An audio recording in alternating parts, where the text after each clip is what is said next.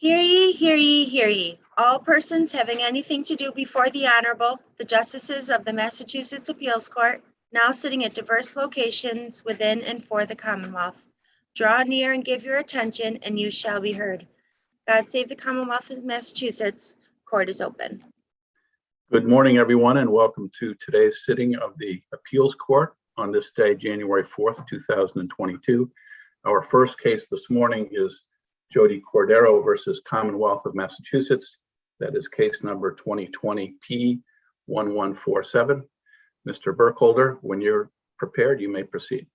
Thank you. Good morning, Your Honors. Your Honor, on behalf of Mr. CORDEIRO, my arguments are fairly straightforward. In essence, I contend that the Commonwealth failed to sustain their burden to establish that Mr. CORDEIRO remains a sexually dangerous person, i.e. that he suffers from a mental condition or personality disorder that eliminates his ability to maintain or control his risk. My contention is based primarily upon two errors, what I deem to be prejudicial errors, which occurred during the trial, and that when you look at the remaining evidence, that it is insufficient to sustain the Commonwealth's burden. The errors are set forth in detail in my brief. I'll touch briefly upon them and then, of course, entertain any questions that may arise. The first and foremost pertains to the issue of admission of evidence of Mr. CORDEIRO's failure to participate in treatment. Certainly, the failure to participate is relevant, should have been admitted, and without any question was even stipulated to. Where we cross the line in these cases, as the cases which have been interpreted Hunt discuss, is when we have a situation where there is a requirement of confidentiality to engage in treatment, which is well known among all the defendants, was testified to in this case by Dr. Bell, that certainly confidentiality is an issue. And then that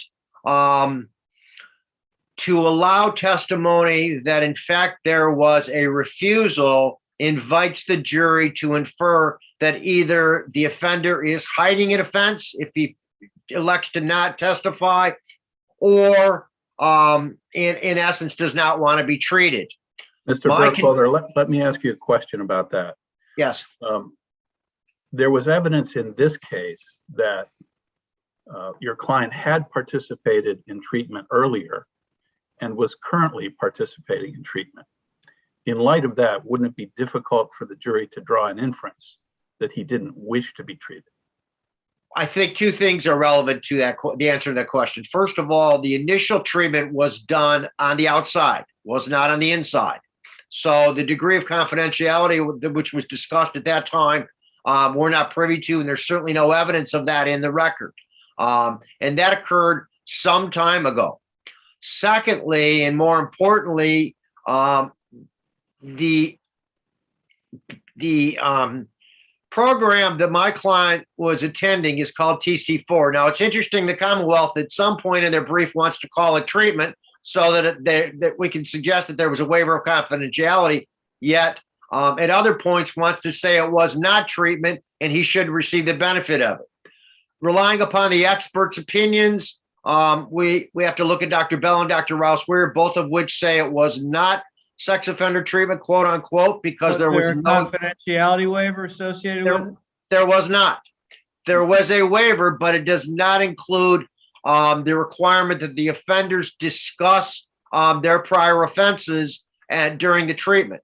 And that's in essence what my client has said, is he didn't want to engage in it. And looking at the facts in this case and what occurred with regards to the hearsay, you can see why. I mean, he pled to an assault and battery in 2009. The indecent as A and B was dismissed. Although the statute is run, but for that offense, he has a offense which occurred when he was 14 years old. Then he has one no contact offense, and then he has the contact offenses for which he did the treatment. And the general scheme. Let me interrupt you with a question again. If we were to adopt your argument and hold that the rationale of Hunt applied in Section 9 cases, in addition to Section 12 cases, would we be the first court to do so? The answer to the question probably is yes. I mean, the cases cited by my sister, in which I, of course, referenced in my brief as well, at least address the question whether or not it should be considered. And the two relevant cases are Janowitz and Murphy, neither of which preclude application in the facts of my case, because in Janowitz, there was no evidence that a waiver was necessary, whereas in this case, Dr. Bell testified to it. And in Murphy, there was a stipulation to admission. So I don't think why is the Commonwealth wrong? I mean, you know, the position the Commonwealth takes makes a heck of a lot of sense to me. Your client has been adjudicated to be sexually dangerous. He is placed in a center that is literally called a treatment center. Literally, that is why he's there, to get treatment. Why isn't that evidence something that should come before the jury, including the fact that he doesn't want it?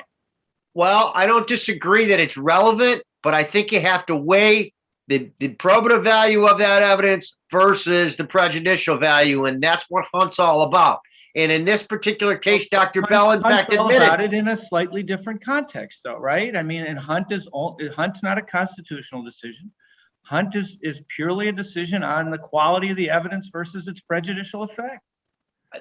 I don't disagree. And I guess what I'm saying in this particular case is it's a fine line. There is no doubt in my mind, and I cannot disagree with this court. I just have to say, based upon the evidence in this case, with the nominal number of other offenses and the fact that the hearsay was brought up at the last minute, and that despite the court's recent decision in Mackey, which I think is incredibly relevant to this proceeding, although my sister disagrees, I think all of a sudden we've got a situation where we've got 3 offenses. One's back at age 14, one's no contact, and we've got— Let me interrupt you for a moment, Attorney Burkholder. This is Yes. Judge Walsh.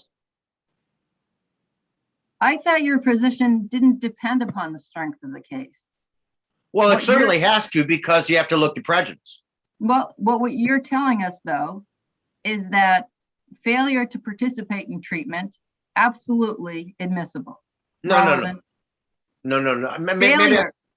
Failure to participate versus No. refusal. Failure to participate is admissible. I don't disagree Right, with that. that's what I said. Yes, I misunderstood. That's That okay. is admissible. Right, Right. okay. But you're saying that the line is crossed, right, Yes. when refusal is introduced. Yes. I think the one So case. in a strong case for the Commonwealth can introduce refusal, but in this case, because it's weak. Well, that's the test for prejudice, is whether or not the error had more than a slight effect upon the verdict. And that's what my argument is. It certainly was objected to. It's a prejudicial evaluation. And that's where we have to look. I think the case that kind of brings to light my argument is not a Section 9 case, but it's Clifford. Because in Clifford, there was repeated testimony with regards to the refusal. And that occurred in this case. I mean, it happened in the opening, it happened in the closing, it happened with both the Commonwealth's qualified examiners. He didn't engage in treatment. He didn't do this. He didn't do that. He didn't do this. He didn't do that. So fine. I stipulated he didn't participate. But what we forget here is that Dr. Bell testified that participation in treatment does not reduce risk. Right. So So not my point is Clifford was a substantial risk of miscarriage of justice, right? Yes. And here, this is a preserved error. Yes. right? Yes. Okay. Lesser standard. Exactly. But it was not a Section 9. I don't disagree. So why should we go so far as to apply the Hunt theory to Section 9 petitions? Because I think you still have a Fifth Amendment right that says you have the right to be free from self-incrimination. And if you're required to waive confidentiality to engage in that very treatment, which it's a catch-22. It's a classic catch-22. And we all know that. And that's the problem that we have in this situation is you go to the mass treatment center, not because you want to, but you're committed there. Then if you want to help yourself, you engage in MTC, and then they use what you say. Or you don't do anything, and then you folks all have to say, well, he didn't do B. It's true, counsel, that he went to the mass treatment center not because he wanted to. He went to the mass treatment center because the law adjudicated that he had to go there and get treatment. That's why he's there. And he's getting it How do we know that? because he's engaged The in evidence out. because he's in, well, that's true. But I mean, when he was there, he was receiving it. Well, why not? Well, he's there. He's still there. He's receiving it through I could lose the initials. Receiving some treatment, but there is He's treatment receiving- for, there's specific treatment for sex offenders, right? And he has refused that treatment. No. I mean, there's a difference. He is engaged in some degree of treatment. He's doing the TC4 program. So what is the TC4 program? It allows individuals to take a look at the situation and their behavior and the like without discussing the specifics of his prior offenses. And that's what the problem here is in this case, is this guy is no fool. He has 3 offenses. One is very, very old and one's no contact. So he's really looking at a commitment based upon one offense, but for this offense. Boy, I gotta tell you, that's not the way I read the record. I thought there was a heck of a lot more than one offense. You keep saying that, and I can think of, just off the top of my head without going back through it, at least 2 offenses. One when he lay down next to a 10-year-old girl, and another one where he was with 2 7-year-olds. Well, Wasn't there a 3-year-old involved when he was 14? The 3-year-old is when he was 14. So that's 3. So I don't get the one offense. Because, well, I'll go through them with you, Your Honor. 1983 involved the little girl. Right. I did. And first of all, he denies all these offenses, but nonetheless, he has them. All right. By the record. Which is maybe why he doesn't want to go through sex offender treatment, because he's going to go in there and it's not going to work out so well for him, right? Because he's going to deny all these offenses that he pled guilty to, as I understand it. He didn't plead guilty to anything in 2000 that pertained to sexual misconduct. And that's the hearsay. There's one offense that you're concerned about, which involved a 29-year-old woman. But exactly. I'm talking about the 3 that involved children. Okay. And the one in 2000 was open and gross. There was no contact. It was masturbation while he was laying next to the girl. And then the 2007 offense, which of course is the worst, which involved the little boy and the little girl.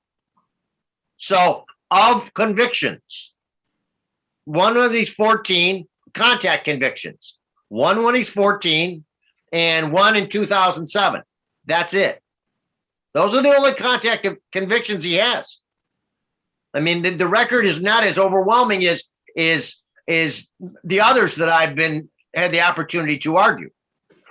And usually I'm not in much worse shape. Today I'm not. Burkholder, I'm not quite sure what we want to say to that. Yeah, I know. but before we run out of time, Mr. Burkholder, you've talked about the 2000 offense, which is one of your arguments. And haven't we said in other cases, even where there's a reduced plea to a non-sexual offense, if it's the result of a plea bargain and the totality of the circumstances suggest a sexual motivation, that it is admissible? You have it. You said that in Torres and in Mackey. This a panel of 3 members of your panel specifically said, well, guess what? The difference between Judge Engler walked away. Do we want to wait for him to return? He can still hear you. Oh, okay. In Mackey, the court did a very good job of analyzing the different cases that apply. They looked at Marquardt, they looked at Given, they looked at Starkus, they looked at Torres. And what they finally concluded was Starkus and Torres were not applicable to this set of facts because there was never an admission. Specifically, the court said, here is in Mackey, there was never proven, admitted, or otherwise established a sexual misconduct that occurred in 2009. He didn't admit it, and there wasn't a companion case as there was in the others. He disputed the facts throughout. That's what distinguishes. And I think Mackey did a tremendous job of analyzing those cases because, frankly, since Marquardt, it's been confused. And now all of a sudden we have some clarification. Now, does that preclude application in this case? In my opinion, it does, because my facts are the same. In Mackey, my recollection is that there was evidence that the defendant never admitted to any sexual conduct. That's not, In- yes, in- yes, in fact, contested that element. yes. I don't know that we have that here, do we? Of course we do. My client has steadfastly maintained his innocence with regards to all the offenses throughout.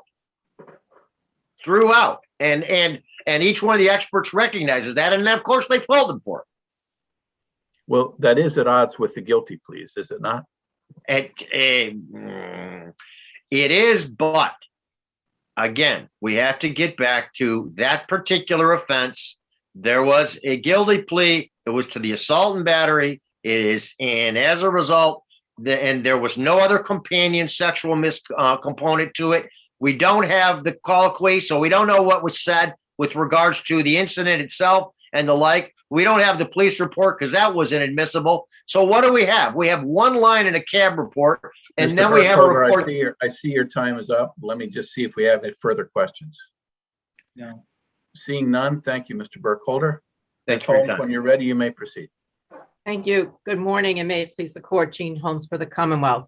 There is no cause to disturb the jury's verdict that JODI CORDEIRO remains sexually dangerous. Turning to the points that counsel has raised in his argument and addressing first, I'd like to the indecent assault and battery. The Mackey court did address an indecent assault and battery and a rape of a child and found that that was problematic. However, they didn't overrule this court's rulings in any of the other cases that the reduced charges with a guilty plea have allowed for admissibility, such as Gibbons and Mark Bart and those others. So how do we distinguish Mackey from this case? In two ways, Your Honor. The first way is that in Mackey, the case was repeatedly raised about Mr. Mackey's sexual assault of the young boy. So it was a very large piece of evidence in the Mackey case, whereas in this case, the 2000 charge was a very minimal part of the case. You're arguing prejudice. You're not distinguishing it on the law. You're saying the prejudice is different.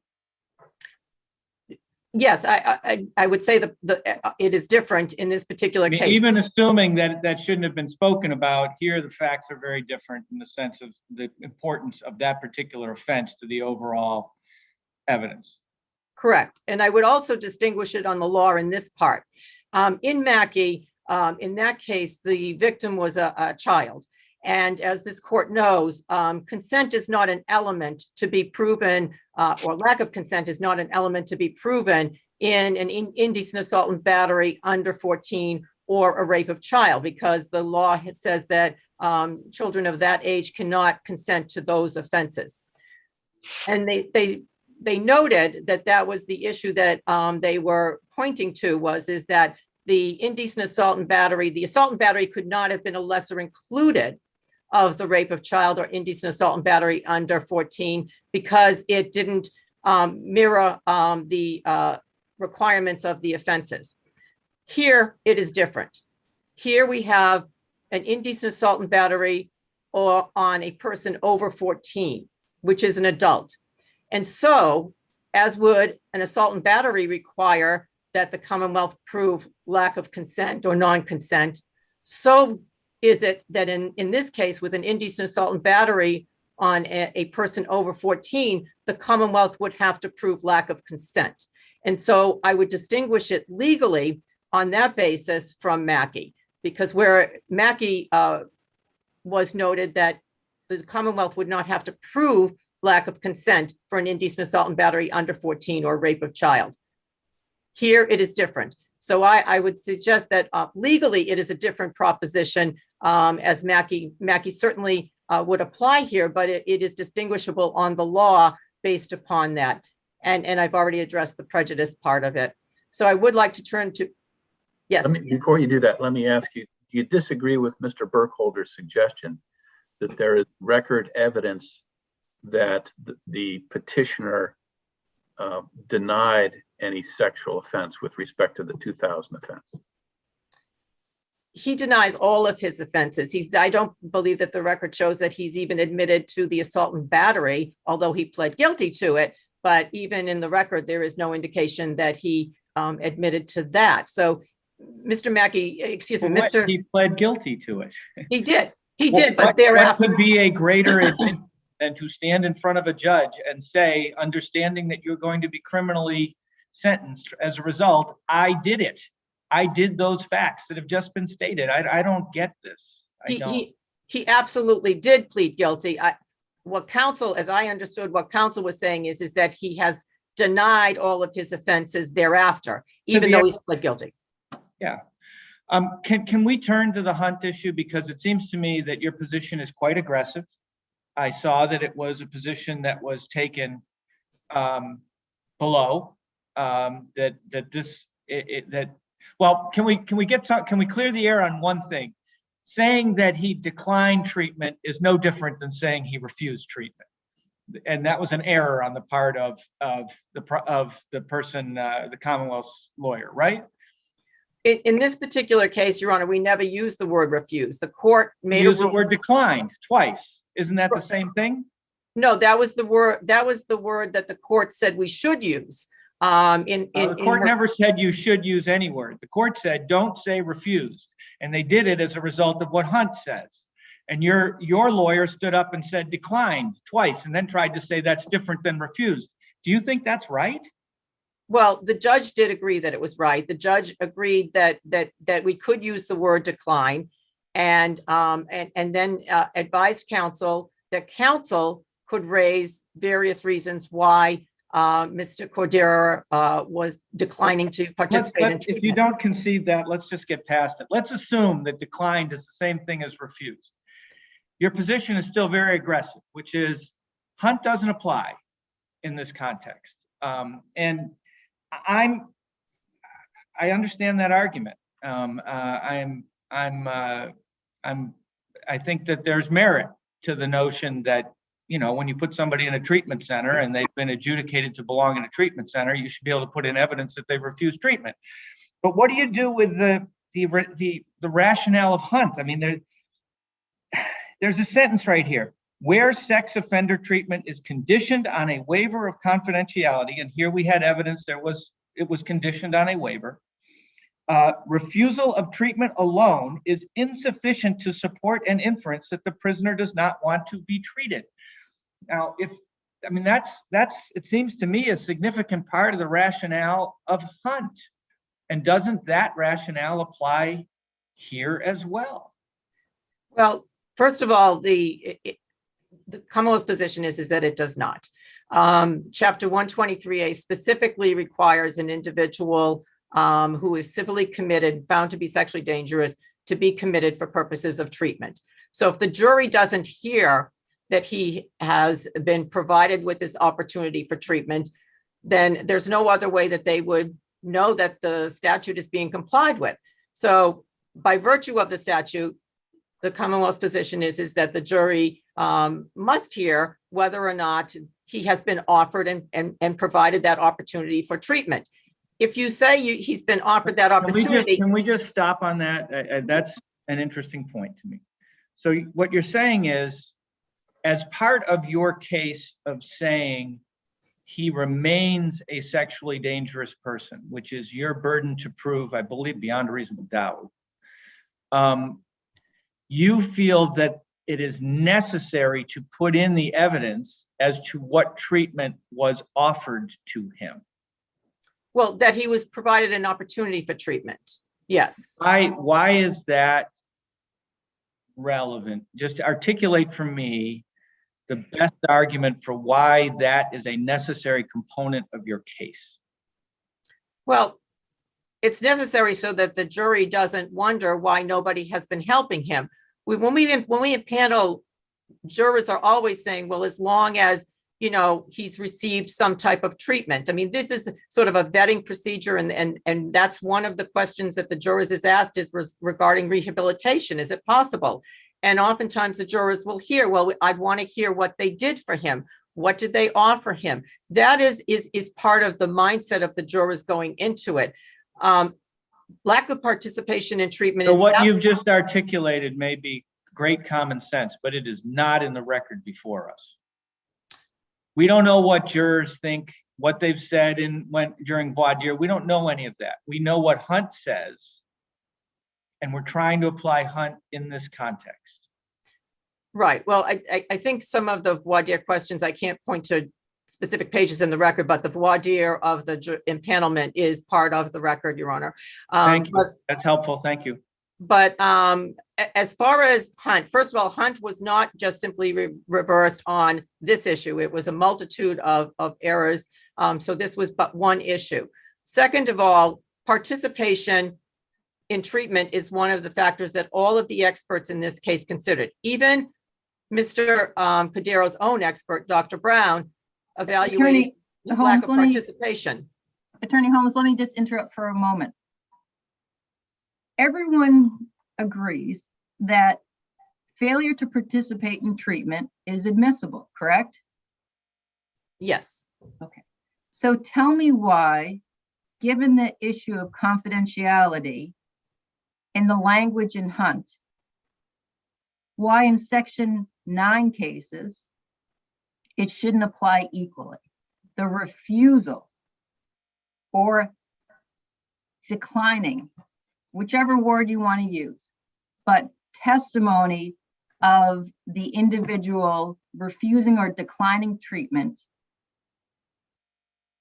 why should that be any different here than it was in Hunt? For the rationale, tell me why, because we're talking about confidentiality, and that was the underlying rationale in Hunt. Right. And in Hunt, there was evidence as it relates to that confidentiality or lack thereof.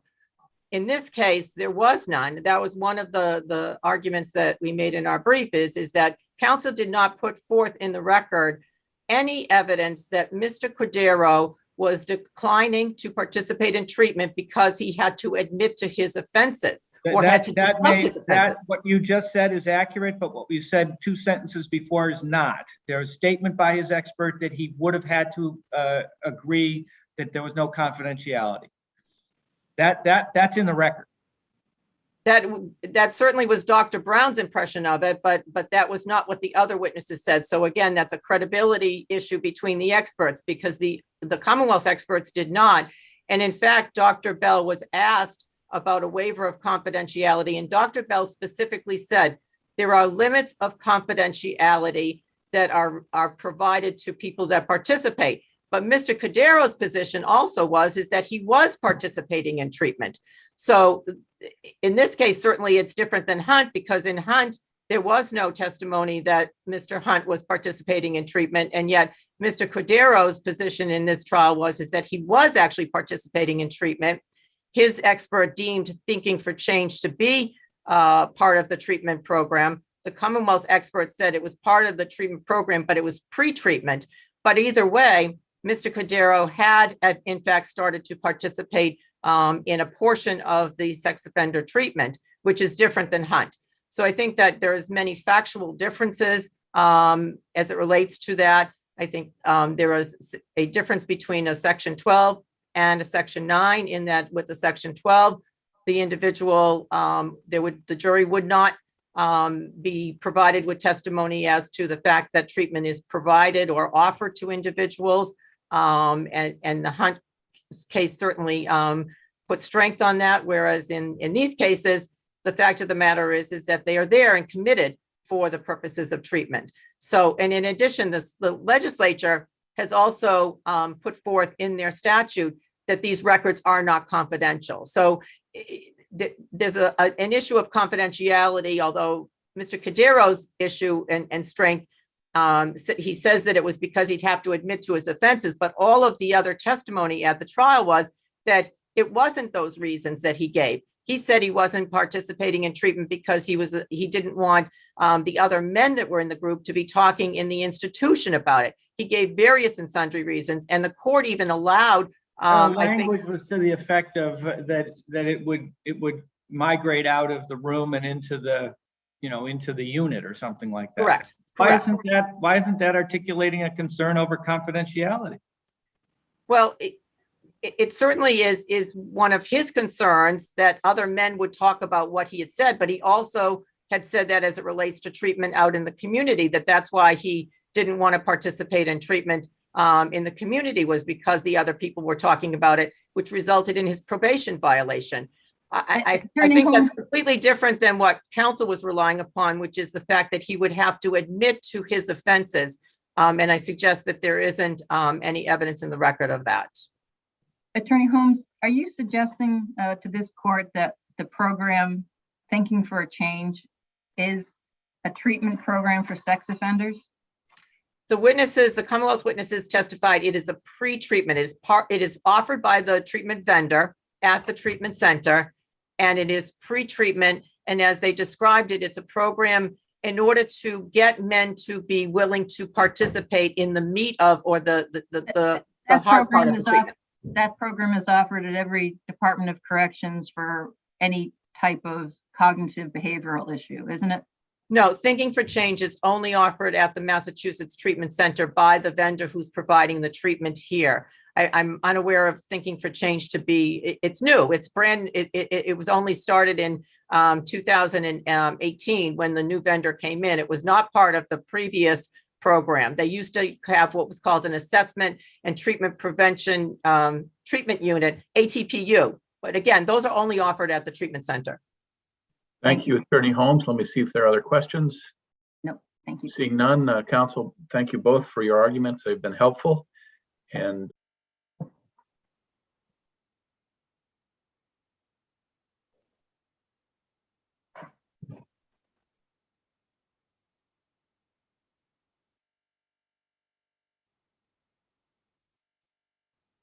Live and on the record.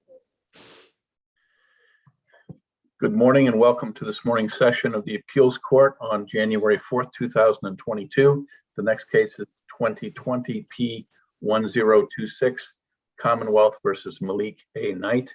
Ms. Neff, when you're ready, you may proceed. Thank you. Good morning, and may it please the court. My name is Susan Neff, and I represent the defendant appellant Malik Knight. As the court is aware, I have the brief in this case addresses three separate issues, and I will attempt to address just portions of each of those arguments, if I may, in reverse order, starting with the insufficiency of the jury instruction. Failure to instruct on an essential element of a charge creates a substantial risk of miscarriage of justice. In this case, the judge failed to instruct on the fourth element of carrying a firearm not at work at home. That element being that the jury must find beyond a reasonable doubt that the firearm was carried outside of the residence. And here, What that case piece. what case do you rely on to say that that's an element of the crime that must be instructed on? I rely on the elements of the crime of the model jury instructions on General Laws, Chapter 276, Section 32. Because Commonwealth says it's not an element of the crime. Well, that you must be outside the home or work. Sorry. The model jury instructions are not necessarily the law. Understood, but General Laws, Chapter 276, Section 10A does include that as an element of the charge, and it's the thing that differentiates it from the simple possession of a firearm in a residence. So what do you say to what the judge actually instructed the jury? Because right at the beginning of the instructions, the judge said to the jury, by the way, there's no contention in this case that he had a license or any other defenses apply. And then if you look at the verdict slip, it says not at home or at work for number one. So why isn't that sufficient to have told the jury that this would be an element, but it's not an issue? I don't believe that the jury takes its instruction from a jury slip. The jury takes its instruction from the judge, and the judge instructed them that they should follow what he tells them and instructs them on. and he failed to instruct them on that particular element of the charge. That's the part I'm not so sure, because he says right at the beginning of his instructions that the defense of lack of license or any other defense is not at issue. And then if you look at the verdict strip, it says not homework, no license. So the jury can take that instruction and apply it to the verdict slip and understand that that's what he's talking about and that's not at issue. And it Well, wasn't at issue, was it? Was it an issue? Of course it was an issue. No, I mean, with respect to the charge of possession inside the market, the notion that was either work or home wasn't at issue. No one was contending that. Do you understand my question?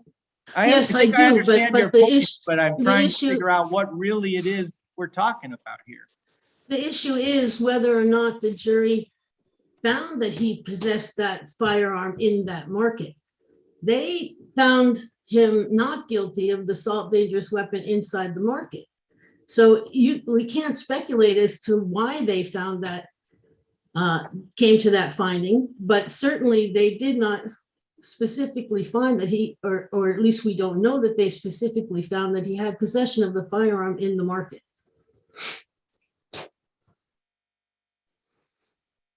And I do believe the law is very clear that each and every element must be instructed, and that not at home or work is an element, and that the jury could not possibly have found beyond a reasonable doubt that he possessed the gun outside of his home because they weren't instructed to do so. So, on page, well, all right. Your position is that the instructions on pages 74 and 75 do not address that question. He Correct. starts And by in fact- saying, you will consider 4 separate verdicts. One verdict will be possession of a firearm, not at home or work, without a license. And then over on the next page, he says, so on to the substantive offenses. One thing you should be aware of, I think perhaps you are, based on the evidence, there was no evidence in this case the defendant had a license to carry a firearm and no evidence that the defendant qualified for one of the legal exemptions that are a substitute for having a license. Now, maybe that's not as clear as it should be, but as lawyers, we know that that's exactly what he's saying. He's saying, I've already told you about verdict 1, which it says on it, no license. I'm sorry, what I just read to you, right? Not at home or at work, not without a license. And then he goes over on the next page and says, you don't have to worry about that. So Judge, What am I first I would say that we can't assume that our jurors are lawyers. Second, I would say that he I'm with you says on he's that. going, he has, that there are 4 separate charges. And then he proceeds to only instruct on 3. He did not instruct on 4 charges. He instructed on possession of a firearm.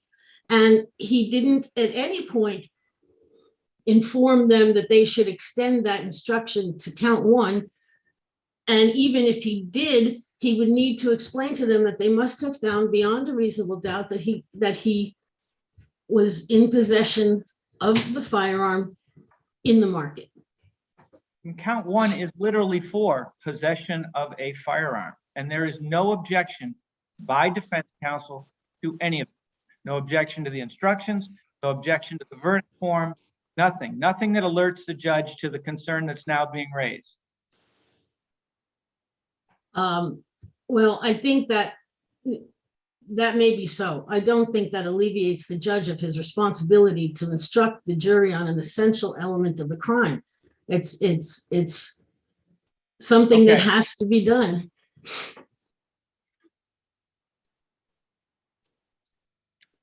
Maybe Ms. Shall I Neff, go? you could move on to one of your other arguments. Thank you very much. I'd move on to the introduction of the Snapchat video. There's a lot of pieces to that argument, but I would first just raise the point that the Snapchat video itself is not, is an inadmissible prior bad act. In this case, it was a retrial of the case after a mistrial. And in this case, the judge in the second trial made no independent findings relative to the admission of the Snapchat video, rather adopted the findings of the first judge I believe without even knowing her reasoning for it. That failure itself constitutes a clear error. The failure to make an independent, to discern independently So Ms. the Neff, admissibility. maybe we But- can drill down on this argument a little bit, because I have to say, when I first read it, I thought it doesn't ring true to me that it's a prior bad act problem. But as I thought about it more, I started to see your point. The Commonwealth says, okay, even if it fits the notion of being a prior bad act, isn't it evidence of opportunity? I.e., he had a gun the day before. Isn't it evidence of knowledge? He apparently, because he took a video of himself, knew he had a gun the day before. And control. And aren't those all, I mean, I think this is what, what the judge below was saying. Aren't those all legitimate reasons to allow in that kind of evidence? What the judge specifically said in the first trial was that this was state of mind evidence relative to Mr. Knight's knowledge of what a gun is and his intent to exercise dominion and control. That does not put it within one of the categories of exceptions for Well, prior surely bad it acts. does. It's knowledge. Knowledge of, and so let me say this, that there has to be, state of mind itself is not an exception. The state of mind relative Let's to. get away from the word state of mind. She did, as you've just articulated, she went well beyond saying state of mind. She talked about knowledge and control. Knowledge of how a firearm works and intent to exercise dominion and control. Whether or not he had first of all, knowledge of how it works is not something that would rise to a level to negate the prejudicial impact. But secondly, it's the issue here is the assault with a dangerous weapon inside the market. Whether he knows how a gun works or whether he possessed a gun on a prior date, it has no value to the determination of whether in fact he committed an assault in the market with a firearm on that specific But date. Ms. Neff, doesn't the Corliss case specifically address this situation? It's cited in the papers, and my recollection is that evidence of prior possession of a firearm, even though it may be other bad act evidence, is specifically relevant and admissible because it shows prior access to a firearm. Why doesn't that apply here? Well, I don't believe it does. I don't believe it that puts it within the realm of acceptable prior bad acts. But even supposing the court makes that decision, there are other reasons why this should not have been admitted into evidence. I mean, number one, well, not number one, there are a number of them, but the admission of that video necessitated the defendant taking the stand in this case. He had to testify in order to defend against uncharged conduct, which is unconstitutional. Isn't our question limited to whether or not the evidence was admissible? I mean, what the defendant feels he must do in response is a separate issue, is it not? I don't think it is, because I think the admission of that evidence caused him to take the stand or forced him to testify. And in order to address that issue, and the court says that speculation as to whether the defendant would have testified if the video was excluded, that such doubt must be resolved in the favor of the defendant. So, I mean, clearly it's an issue. It's one of many issues that the introduction of the video raised, and I addressed them in detail in my Attorney Neff, speaking of the Snapchat video, you make some broad-based argument of selective prosecution. Do you have any evidence to support that? Judge,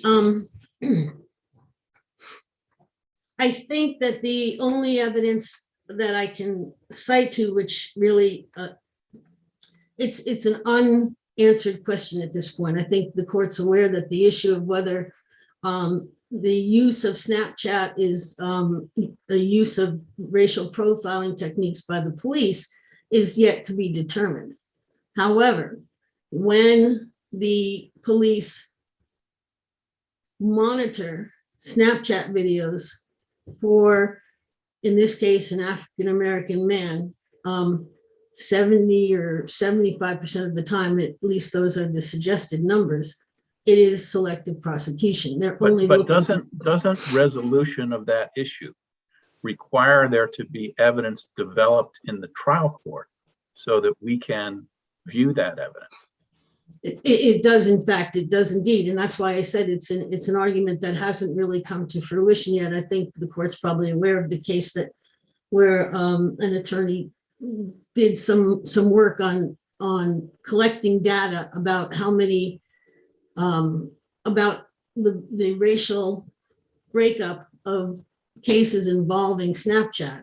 And that was the basis for a successful challenge, at least in the trial stage of that case.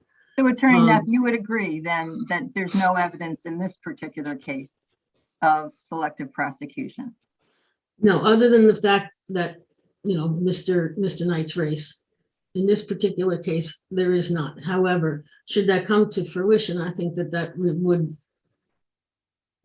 give us a reason to look back at this case. I think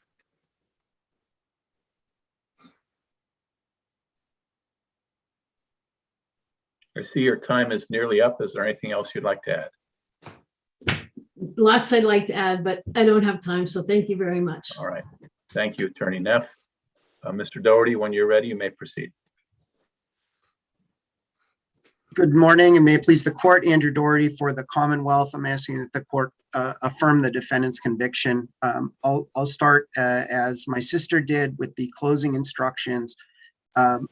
Much of the defendant's argument is premised on juror confusion, and I lay out various ways that although there were 3 incidents of gun possession on June 6th, on June 7th, and on June 12th, it was very clear throughout the trial that the jury was considering, was to consider the convenience store possession and the possession, the recovery of the gun during the search warrant as the 2 charges. The argument I just heard, counsel, was not based on juror confusion.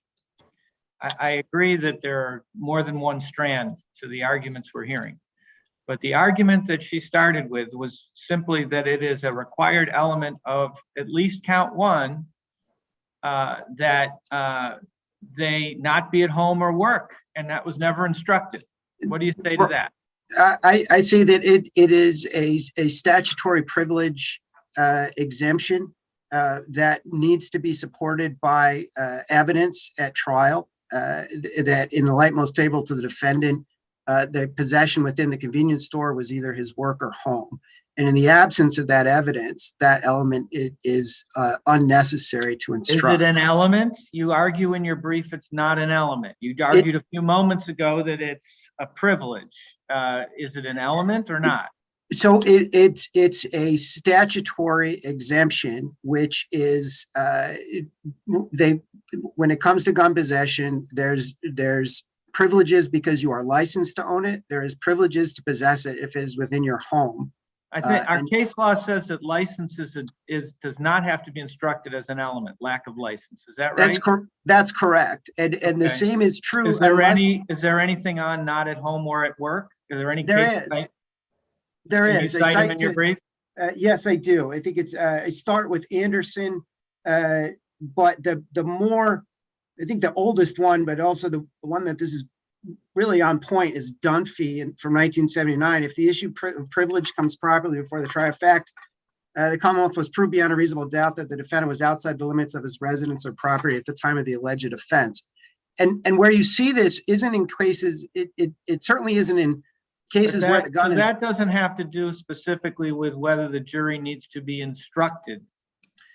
I disagree. I think that just as a gun license needs to have some evidence from the defendant that he is licensed to possess. There's some question that he needs to possess this thing. The same is true with residence or home. And where you see this is where there's some question that the location where the gun was seen, where the allegation is linked to, is arguably not the defendant's home, or is the defendant's home, such as his yard or a common area in what may or may not be a multifamily home.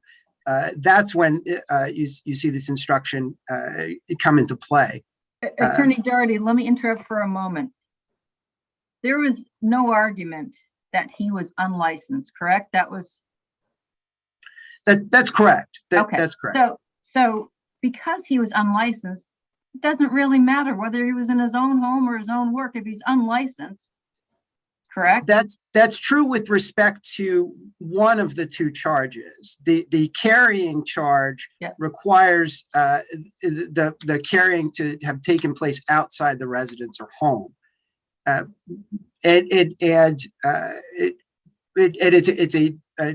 essentially a separate charge, but the requirement of disproving whether that it was in the defendant's home or work is only necessary if there is some question that the defendant was within his residence or place of work. And that gets us to juror confusion, because as your sister points out, how does the jury know which one of these two possession of a firearm charges is the one that has to do with carrying, and which one is simply possession without a license? Well, in some respects, it doesn't matter, because he was convicted of all of the possession charges. So where there's no confusion about the two incidents that were before the jury, there is nothing in the jury charge, and I don't believe there's anything in either one, either the pre-charge but there's certainly nothing in the final charge that says count one has to do with possession in the market, count two has to do with possession in the home. Is there? There is not in the in how the judge described these to the jury when he was giving his initial charge. That's not the end of the conversation, though. The end of the conversation is, given the totality of the evidence, the fact that the defendant didn't object, was there a substantial risk that the jury convicted him on the wrong charge?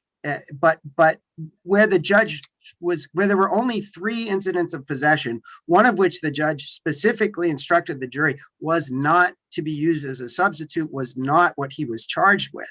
I'm referring to the Snapchat possession. And there are only 2 possession charges before the court: the June 7th convenience store charge and the recovery from his home. But just stop, right? Stop. You're doing the very best you can, and I understand it. But when you say there were only 2 possession charges before the court, where would you point me to in the record to see what you're about to explain are the 2 possession charges? Where is that articulated for the jury so that they know that? So, from the very beginning of the trial, during the venire, there was a description of the judge distinguished during the between those venire charges. Even count? To I have some never extent, before encountered an argument that says the jury charges are okay because of what the judge said to the jury venire before they were even chosen. I guess I'll say this. If there was some argument to be made that the jury was confused about which of the 2 charges, which gun possession charges they were considering, and there were 3, but one was excluded, and the case was entirely tried on those 2 charges, those 2 incidents, and the jury convicted of 2 incidents, There is no substantial risk of a miscarriage of We justice don't here. know that the jury convicted of 2 incidents. That's what your sister is saying, and it has some force where he was acquitted of the specific offense that had to do with the market. So I want to go back to the question I asked you, which is, you say there were only 2 charges at issue. And I said, where do you point me in the record to know where the jury was so instructed? And you went back to the veneer charge. So if you could answer my question, I would appreciate it. So I would say I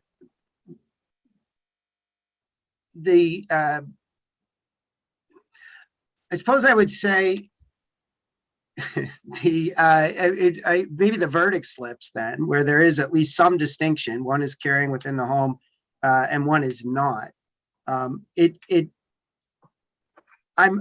What I'm struggling with, I think, is where the attorneys argue about 2 different charges, where the judge, there's no question that there are 2 different events, June 7th and June 12th, and the jury is presented with 2 distinct jury verdict slips about these 2 possession charges. It seems, I suppose theoretically that is a confusing thing, but it seems to me to be a paper argument and not one that's based off of how a jury would consider these things. So that's where I'm struggling. And can I interject a question that relates to this point? I think typically when the defendant is set to the bar after jury selection, the charges are read in open court, are they not? They are, as part of the indictment, and did that not occur here? The indictments were read and I may be confusing this somewhat. I had taken that to be that the indictments were read, which did include the difference between the 2 charges during the veneer. When you say the difference, we can look this up, but you think the jury was told possession on the 7th, possession on the 12th, or words to that effect? I'll say I could pull it up right now. I mean, one of the beauties of doing this over Zoom is having it in front of me. But the indictments were read to the jury. Now, whether that was during the veneer process or as the initial pre-charge when the defendant was brought before the court, I apologize that I don't have that at my fingertips, and I don't want to waste the court's time by me clicking through my computer. But there was a moment. I just sorry about that. There's not much more that I can say about that, and other than turning to my brief. Unless there's any other questions, I would just turn briefly to the Snapchat discussion. It was properly authenticated. The judge in the second trial did have the transcripts from the first trial, and that is in the record. I think it's on page 4 of during when they're arguing the motions in limine to introduce this. And based off of the voir dire from Officer Conley, who had 3 years experience using Snapchat, and was able to tell based off of his experience and his personal observations, it was properly authenticated. This was a video that was taken on June 6th showing the defendant carrying a firearm. And this falls well within the Corliss case in terms of prior bad act evidence. And then, do you agree it is prior bad act? I mean, if it had happened a week before, be a somewhat different question, right? If it had happened a month before, it would become a quite different question.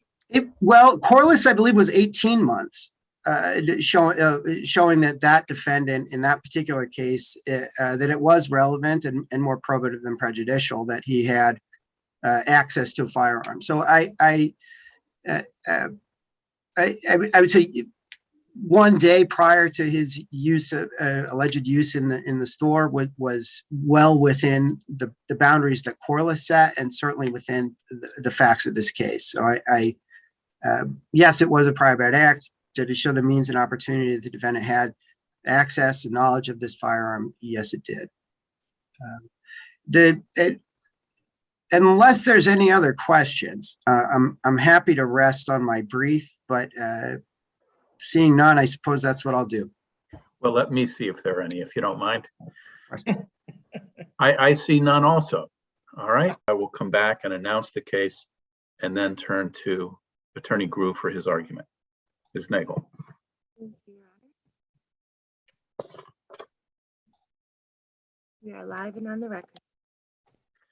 Good morning and welcome to this morning's session of the Massachusetts Appeals Court on January 4th, 2022. Our next case is 2020 P1333, the Commonwealth versus Christopher P. NILAND. Mr. Gruhl, when you're ready, you may proceed. Your Honor, I'm actually the appellee. I'm sorry, this No is an problem. interlocutory appeal, is it not? All right, well, then let me turn to Ms. Black for your argument. Thank you, Your Honor. 88 Johanna Black for the Commonwealth. The Commonwealth is appealing from the lower court's dismissal of count 2, charging the defendant with violating an abuse prevention order. The lower court dismissed that count upon the defendant's motion to dismiss for allegedly lost or destroyed evidence.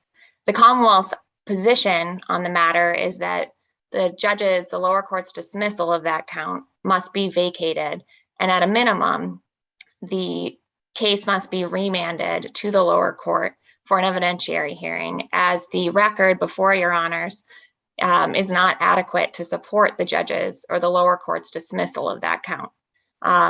Much like the Stanford SJC case from 2011 that the Commonwealth cites in its brief, the record, specifically the lower court's findings, are not clear on the relevant prongs to the issue of allegedly lost or destroyed evidence. Ms. Black, can I interrupt with a question? And this may be my misunderstanding, but isn't the elephant in the room the fact that the very material we're now discussing has been, or at least is now, in the possession of the Hull Police Department?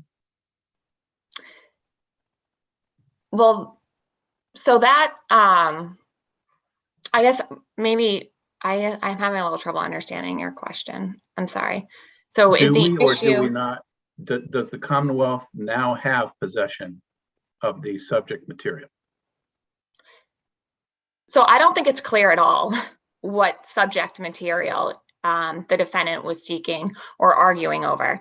There presumably, and some of this might be outside the record, which is part of the issue the Commonwealth cites, is that original screenshots would be in the possession of the realtor, Heather Gerard.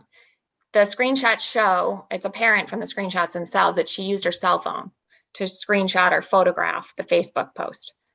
If those original screenshots still exist, they would be in Heather Gerard's possession in her cell phone. Now, the defendant argues that original and then in parentheticals digital screenshots have been lost or destroyed by the Commonwealth. Now, he never mentions specifically which screenshots he's talking about. If it's the originals in her cell phone, there's no evidence that they would possess any exculpatory information. He cites in his affidavit that they would have a stamp of date and time. The screenshots he provided in his motion, there's no stamp. There's no date or evidence that time the on the Commonwealth face. ever had those originals in its possession anyway, right? Exactly. So when Heather Let me Gerard, just make sure this is helpful. So let me just make sure I understand. She takes a screenshot of something that appears on her Facebook page. She then emails that to the victim. The victim now has in her email inbox a screenshot taken by the person who owns the Facebook page, or whose Facebook page it is. The victim then takes from her email inbox and forwards those emails to the Hull Police. Is Correct. that right? So That's correct. that seems to be the facts that we know. There was no evidentiary hearing whatsoever, right? right. So the Commonwealth's position is that the screenshots that are in our possession, the digital screenshots, are copies, that when you attach the screenshot from Heather Gerard's phone, presumably is what happened, that makes a copy. So the defense never made any allegation that a cell phone might later, days later, or a week later, put a date and time stamp on a screenshot if that screenshot still exists in its cell phone. There was no allegation that Heather Gerard's cell phone still contained the screenshot, and that a week later or days after she took the photograph, the cell phone then stamps that photograph digital image in her phone with a date and time that it was taken. Even Okay, if he I made that understand allegation. point. Can we slow down for a sec? Because Sure. maybe we can now go back to what Justice Kinder asked at the top. And Sure. can I put a finer point on it? Sure. Because I'm now looking at the supplemental appendix, which, as you know, is a series of emails regarding possible testing. Right. Can you tell us what it was that was to be tested and how it relates to the issue before the court? Sure. So it was not clear from the defendant's motion that he could possibly have been seeking metadata from a copy of the screenshot that was in the Commonwealth's possession. Metadata was never mentioned. The closest that came to it in the motion was the screenshots in the text of the defense attorney's motion or memorandum could have an embedded date. Embedded could be on the face of a screenshot. As we know, a screenshot did not have a date embedded.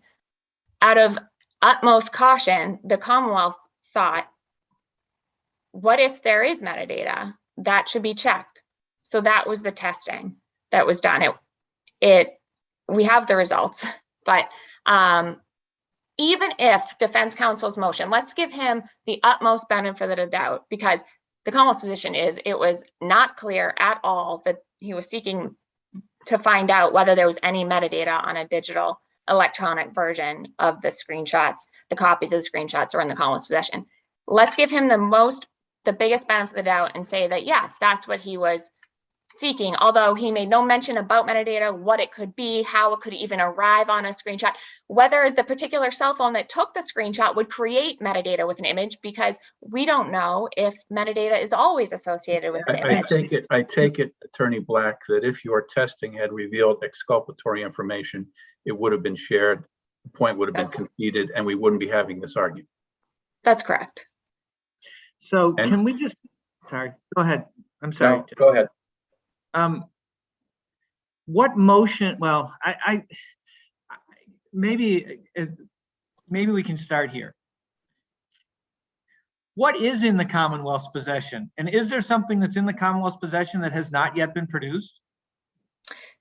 No, the Commonwealth has, so the Commonwealth has the, so the victim, like you said, Your Honor, forwarded emails with the emails that she was sent from the realtor, which attached copies of the screenshots. So the police officer had digital copies of those emails and screenshots. We had printed in hard copy. They were printed and provided to defense. During the pendency of this appeal, during the pendency of this appeal, the digital versions have been forwarded to the defense. There was some concern that forwarding them could jeopardize the metadata, any metadata, if there was any, associated with the screenshots. That I will point out, there's no, they were in the police officer's possession. I don't know of any request that was made by the defense attorney to go look at them in the police station. They were there. That was going to be my next question. Oh, go ahead. Sorry. Interrupt for a moment. All these things of maybes or what do you have or whatever is beyond the scope of this argument, isn't it? I mean, the fact of the matter is that you didn't even have an opportunity to be heard, is what your position is.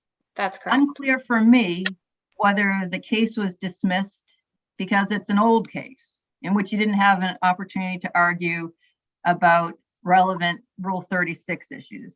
It's unclear to me whether the case was dismissed as a sanction for failure to provide information that potentially wasn't in your control or custody.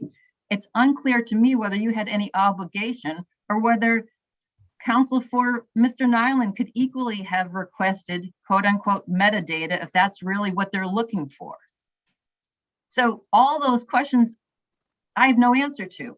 Attorney Black, I'm happy to hear if you haven't answered any of them, but it seems as if before you were able to present any information on any of those issues, the case was dismissed.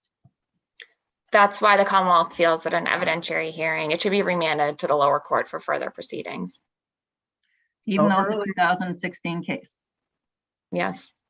Okay. Well, I do want to point out. Earlier, you were talking about at some length what Mr. Gruhl had asked you for. And I was wondering what motion you were referring to. Mr. Gruhl hasn't asked me for anything. He's actually never responded to those emails. that I No, sent you were to talking trial about counsel. metadata. I'm sorry. There was a lengthy discussion about metadata, and even if there was metadata and all that. Right. And it seemed to me that the context for that had to be something that you were asked for or a motion No. of some sort. I just reread and reread and reread the defendant's motion because we were appealing. Which motion? Which? The motion to dismiss for allegedly lost or destroyed The one evidence. that was And I filed tried in racking my July- brain. Sorry, let me finish. The one that was Mhm. the one that was filed in July of 2019. 2019. So Mhm. there's a prior motion that was a discovery motion of some sort, as to which Mhm. there's a ruling in August of 2018. And what was asked for in that? I believe it was seeking, I think it was seeking the bill of particulars, and I'll pull it up. I think I have a copy of it. I mean, I found the whole thing to just be, to some degree, I'm right where Judge Walsh is, just confusing as to what our record is in front of us. Right. And what, because the judge on the motion for reconsideration, in denying the motion for reconsideration, refers to the order that was entered in August of 2018, as if that order had required you to do something. But I can't figure out what that is either. Right. I think he's referring also to a Rule 17 motion that had been filed by the defense directed at the victim, Tamara Hatch, in the case, which the docket shows we weren't ordered to produce. She wasn't even ordered to produce anything. She was just ordered to preserve. It wasn't granted beyond preservation, and us asking How her. far back does the Rule 17 motion go? I'm sorry, say that again. How far back? What year are we talking about with the Rule 17? Sure. I'm going to check the record of the docket, but I believe it was December of 2018. Okay. I just want to double check the docket.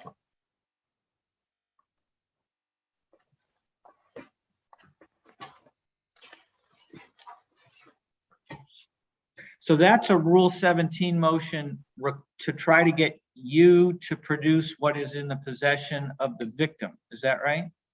No, I think no. The way it was worded, I mean, again, it's kind of outside the scope, but it was directed. No, to, I don't think this motion is not outside the scope.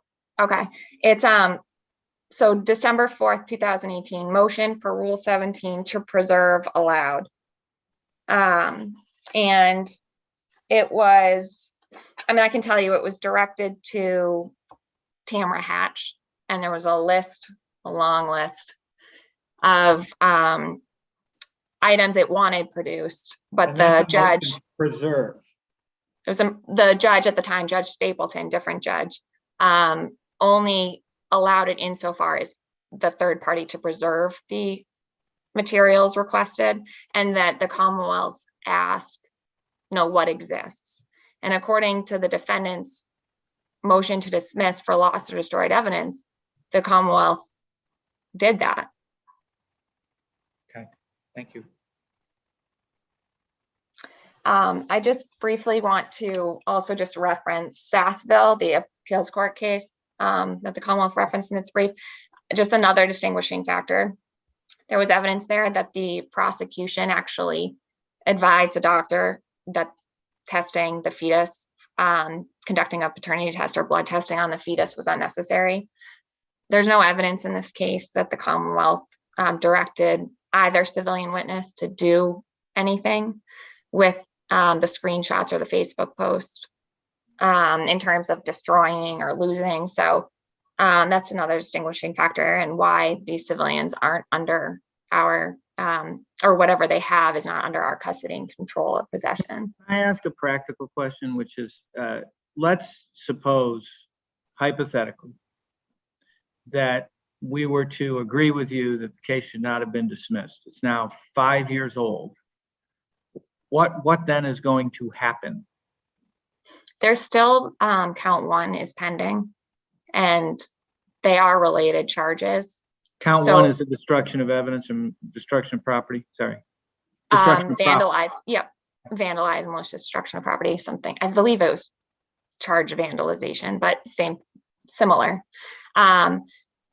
So that received a trial date right after dismissal. So presumably we would just set these cases up for trial, these counts up for trial, if we went through the evidentiary hearing and the judge did not dismiss count 2.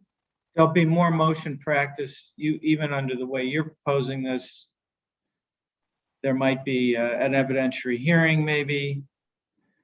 Well, okay. if you remanded it, there would be, I would imagine, a hearing on this issue. But I mean, I don't know of anything else that would need to be done. I imagine the defense expert, if they want, they can check to see if there is any metadata on the digital files to see if, I mean, we're getting again outside the scope. Thank you, Ms. Black. I see your Thank you. time is up. And there don't appear to be any other questions. So Mr. Gould, when you're ready, you may proceed. Sure. To jump right in, I think there's a bit of the thread has been lost, because it seems to me that really the main issue here, the main problem, is the delay in compliance. The Commonwealth had been ordered to turn the photographs over. We know now they were in the possession of the Hull Police Department. They didn't do it. They had, from December until that. Wait, so can we, because this is hard. When were they ordered to turn over the photographs? What order are we referring to? So I'm looking at the December 4th, 2018 order on the preservation. And I understood that. That's on preservation? I understood that to require them to produce that evidence, because there had been. So are you talking about photographs that are in possession of the Hull Police, or are you talking about photographs that are in possession of the victim? You use the word photographs. We're talking actually about screenshots that came by email. The images, excuse me. So the screenshots, they had been, my understanding is from that order, they were required to produce the screenshots. And because there had been. They is whom? The Commonwealth from the Hull Police. Screenshots that, oh, okay. But Yes. Your sister just represented to us that in hard copy, those were turned over. Is she not? Well, I think for electronic images like this, I think there's a marked distinction between an electronic version and a hard copy. Did you file a follow-up motion that said, hey, we need the electronic version of what you've sent us in hard copy?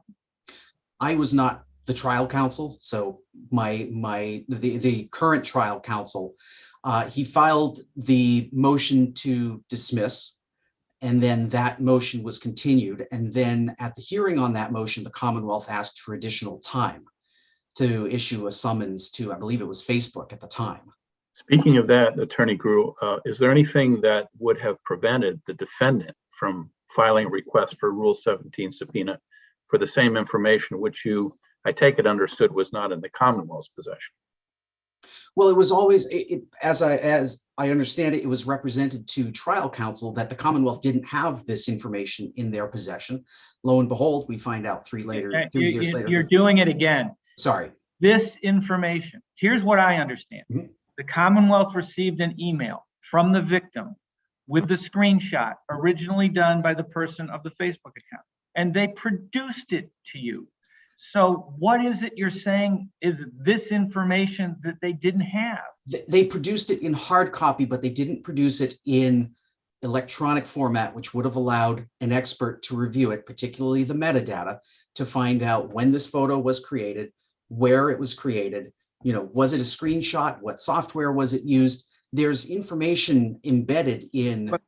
So point me to the record where you asked for that. Where did you say we need the actual electronic version of whatever the Hull Police have possession of? Where is it? sorry, I believe that was in the December 4th motion. And it seems to me that the Commonwealth was under that understanding because they were asking for additional time to obtain the posts from Facebook. But the Well, I don't- point is, counsel, either party could have obtained that through Facebook. This wasn't in the possession of the Commonwealth. So whether the Commonwealth went out and did the legwork of a Rule 17, or counsel for the defendant did it, Well, each of them equally could have obtained that information.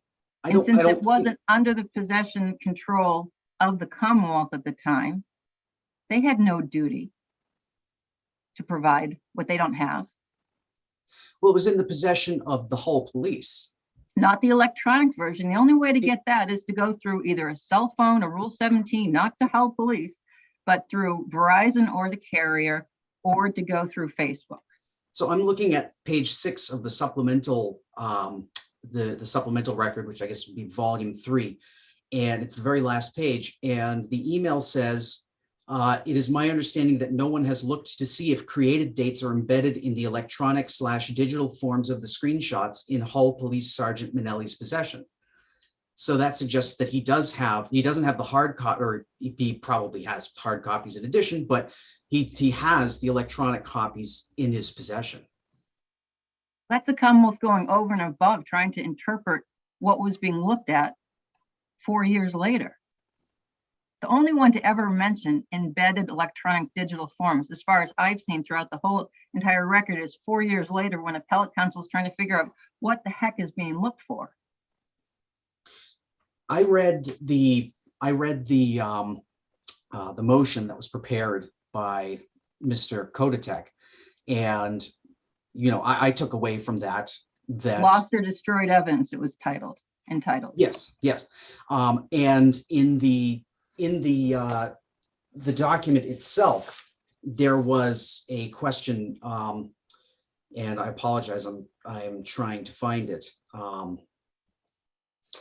There was verbiage in there that, at least to my reading, suggested that that's what he was looking for. Well, wait, If you look at So the there- record appendix 1 on page 17.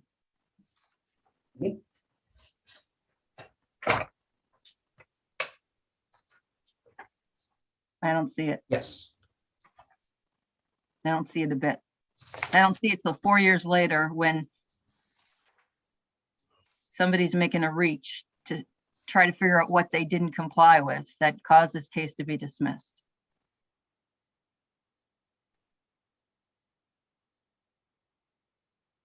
But tell me where I'm wrong. Tell me where it is in there, because So it states I'm looking at record number 20, page 20, and it's supported by Mr. Kodatek's affidavit, which is attached, and it's paragraph 4. And he states that he argues in the motion that,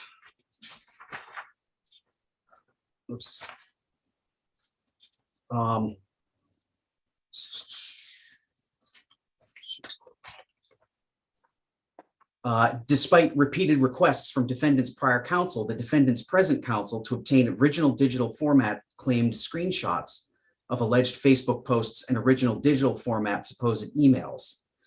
The Commonwealth has denied the existence of any originals. That's in the last paragraph on the bottom. So I don't But think that this isn't was. the problem exactly what your sister was just identifying, which is that's the use of terminology. What do you mean by the word original?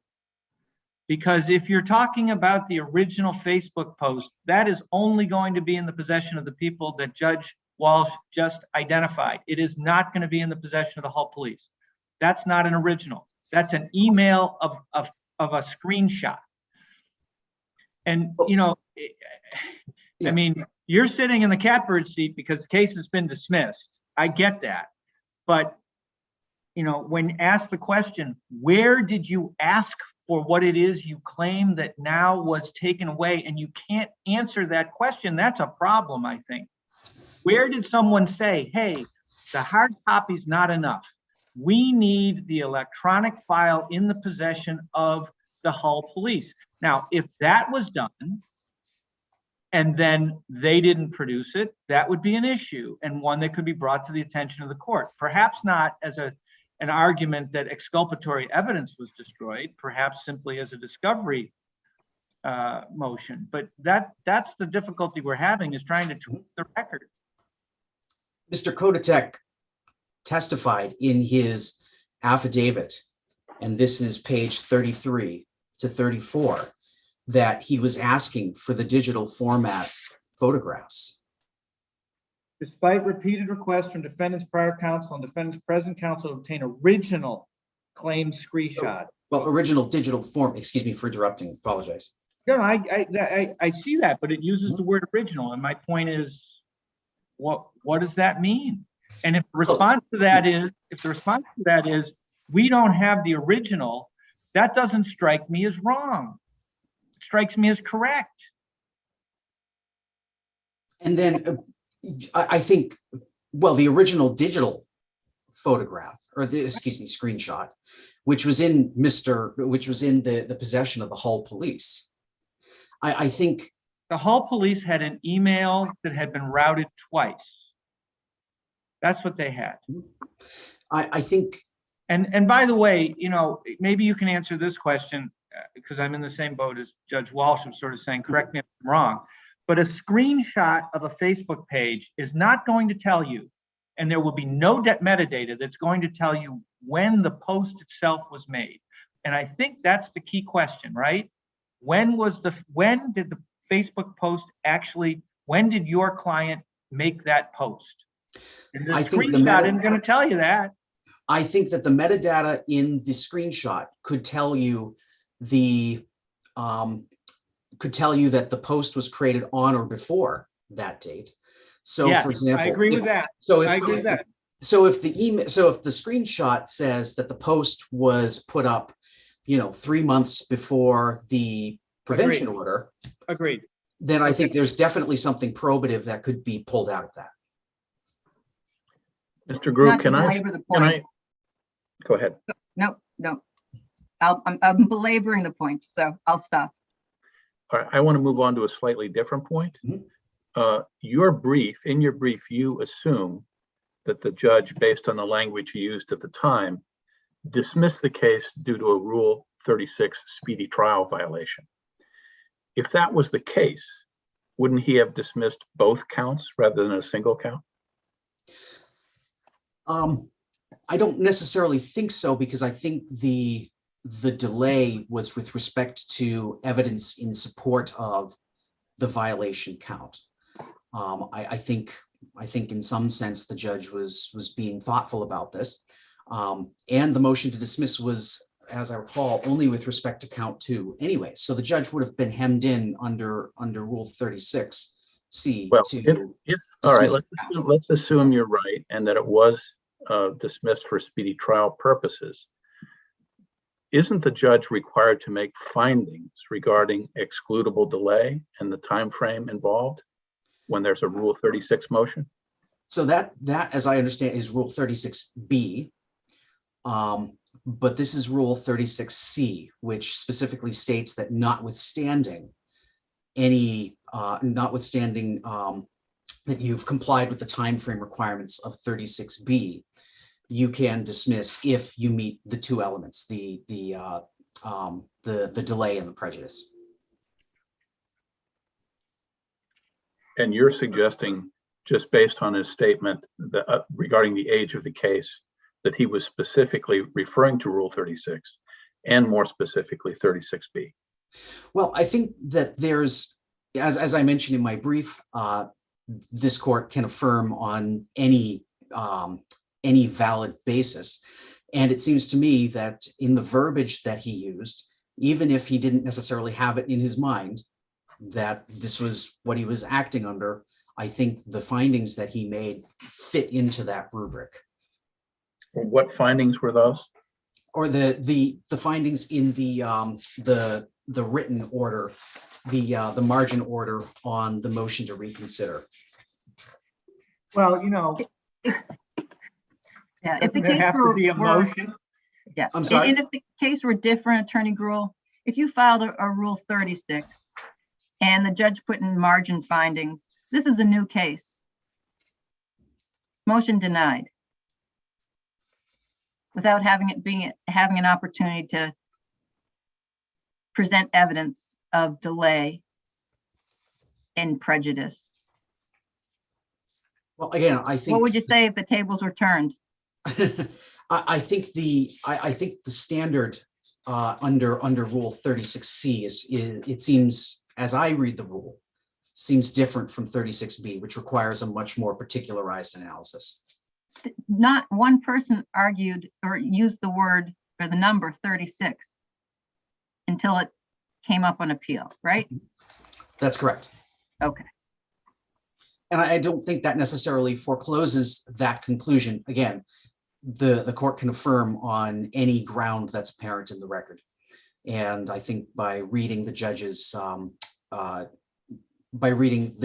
order, I think it fits into that rubric, even if that wasn't the particular motion at issue. All right, thank you, Mr. Grew and we will turn to you for your arguments. Ms. Nagel, you may proceed. Your Honor.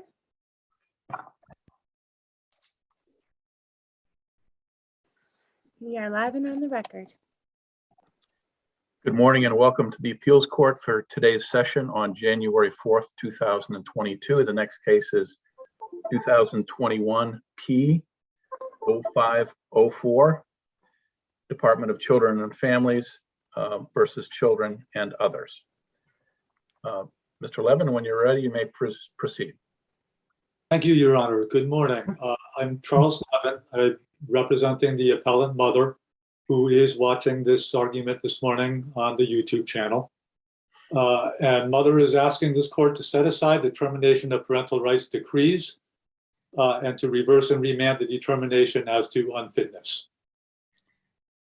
Does these children's present or future welfare demand the severing of mother's parental rights?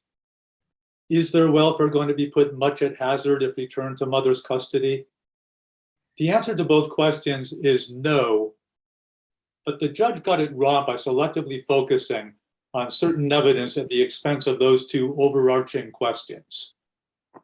The court was wrong both in its fitness analysis and its best interests analysis. Children's Counsel will be addressing primarily the best interest analysis. I'd like to focus on the fitness analysis.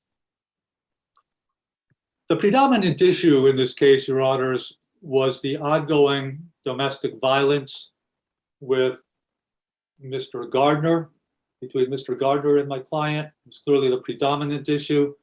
What I want to impress upon the court today is the evidence with regards to the domestic violence issue was not the kind of strong, positive, clear, full, decisive evidence, that's the language from adoption of Zoltan, that's required to terminate parental rights.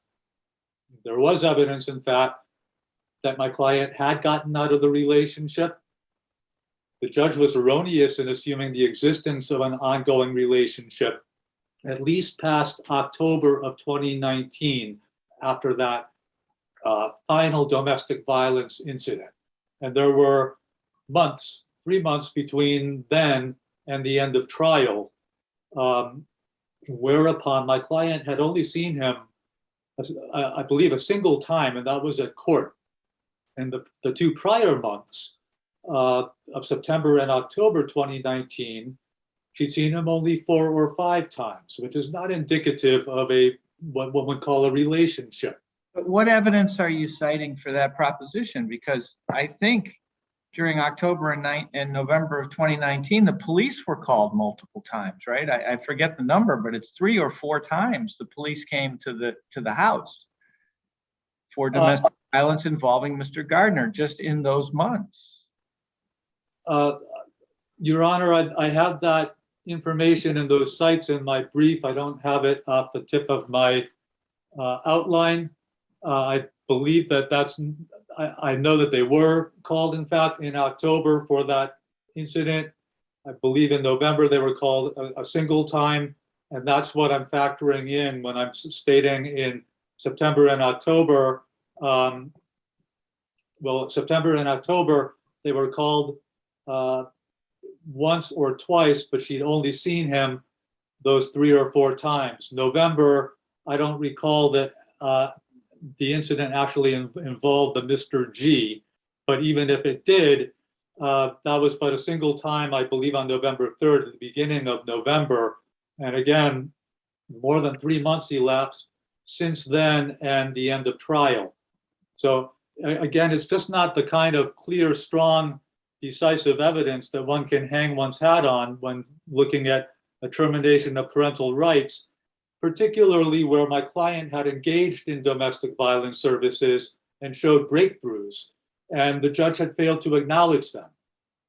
That's significant because in my client's history of child rearing, which was extensive, went back to 2008, she had a positive parenting history, but for the domestic violence.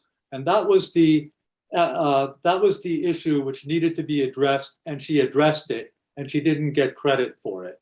Well, Mr. Levin, you say that the mother had a positive parenting history. I took from the record that the children had a variety of special needs that the mother was incapable of managing herself. Did I misread that?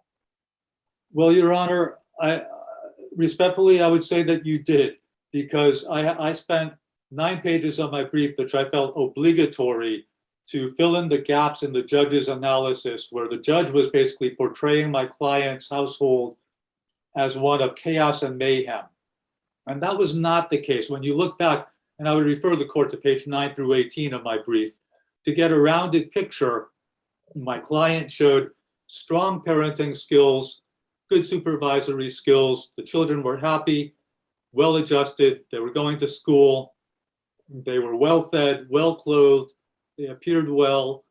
Between 2008 and just about the time of removal, my client was doing really just about everything right, but for the domestic violence problem. And that's chronicled in between pages 9 and 18. And I felt the need to do that because the court needs to get the full context here.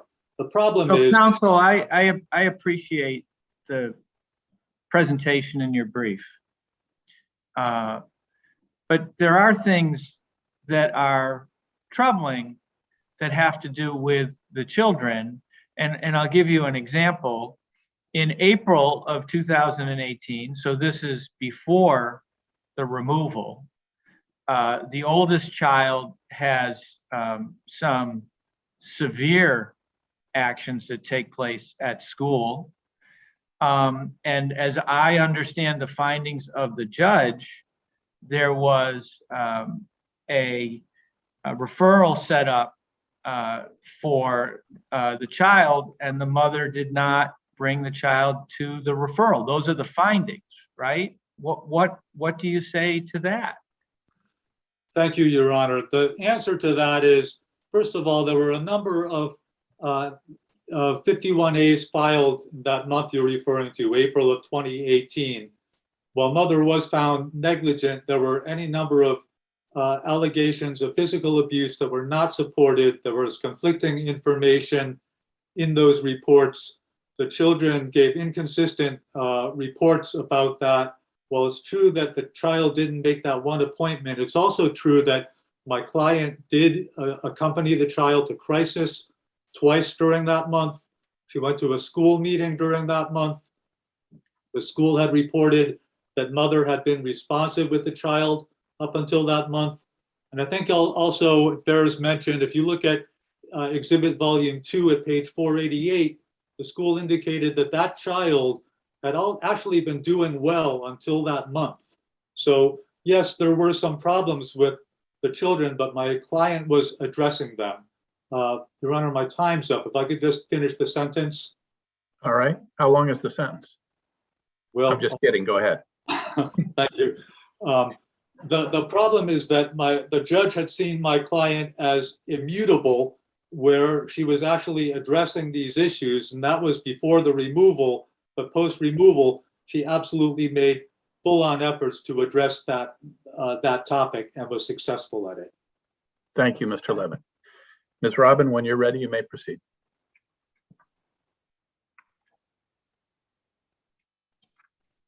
Good morning, Your Honors.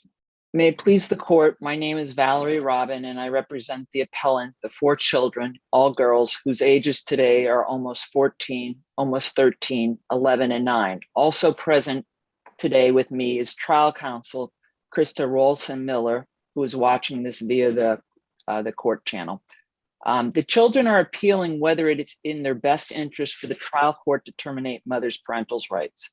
The mother did not suffer drug addiction, mental illness, but rather violent boyfriends. And when she was without these men, she suffered poverty, living in shelters or with friends. At the time of trial, mother was living alone in a 2-bedroom apartment and was employed. It was not in their best interest of the children to terminate mother's parental rights, given their ages, the strong bond with their mother, their unlikely adoptability, and the lack of a DCF adoption plan. Now, I'd like to focus my argument on the start of the best interest with the strong bond. There's a lack of findings because the court acknowledges the strong bond between the mother and the children, but in the context of ordering post-adoption visits. The court does not take into consideration their ages. It doesn't address this, and rather, the fact of the matter is the lacking of the findings, I suggest, goes to the fact that the court in its findings indicates that the children aren't actually appealing. It was an error, the children are appealing. And I suspect because of that, some of this wasn't addressed. So well, we're left. Excuse the interruption, but the judge did find that the children could not safely be returned to the mother's custody. That was a finding. And given the entirety of the record, that seems to have some force. Why does that not, why shouldn't that persuade us?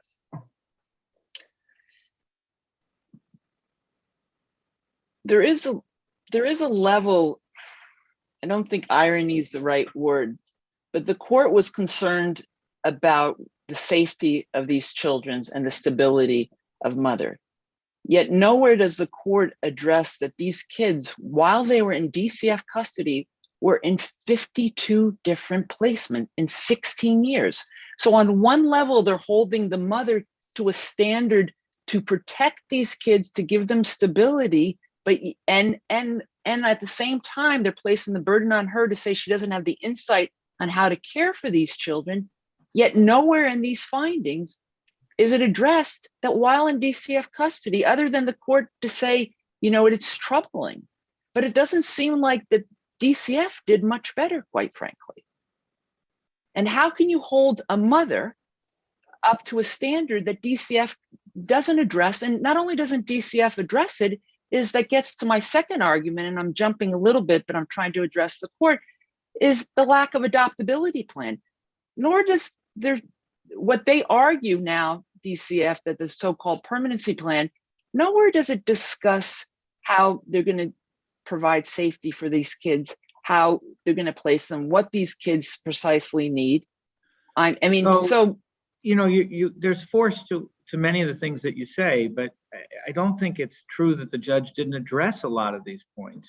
I mean, I find the judge balancing concerns for the children in mother's care versus concerns for the children out of mother's care, and recognizing that the children love their mother and that their mother has done well at visits, et cetera. And you know, so yes, he says it's stunning that there have been 52 placements in the last 18 months for the children. But in those placements, have there been instances of domestic violence? Have there been instances where the children have dissembled in school? Dissembled's the wrong word, but to the point where they, you know, are writing things on the walls that You don't ever want a kid to write. I mean, do we have, you're suggesting, I think, that things are just as bad with DCF. I did not see the evidence of that. I saw the evidence of many different placements. Well, the trial judge, she did acknowledge the multiple placements. And also in the record, there were issues with these children, even when the youngest was with, as the record reflects, with some behavior that DCF put a lot of emphasis on when the child was in, for example, the aunt's care.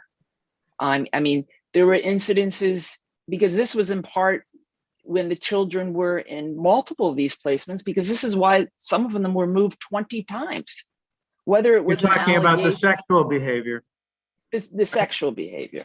Right. I mean, and also, as to the, which Your Honor do you think pointed out. It's credible, the arguments that you guys have put forward, that behavior only started once the children left mother's care? That all of a sudden it materialized in all 4 of them in 4 different places?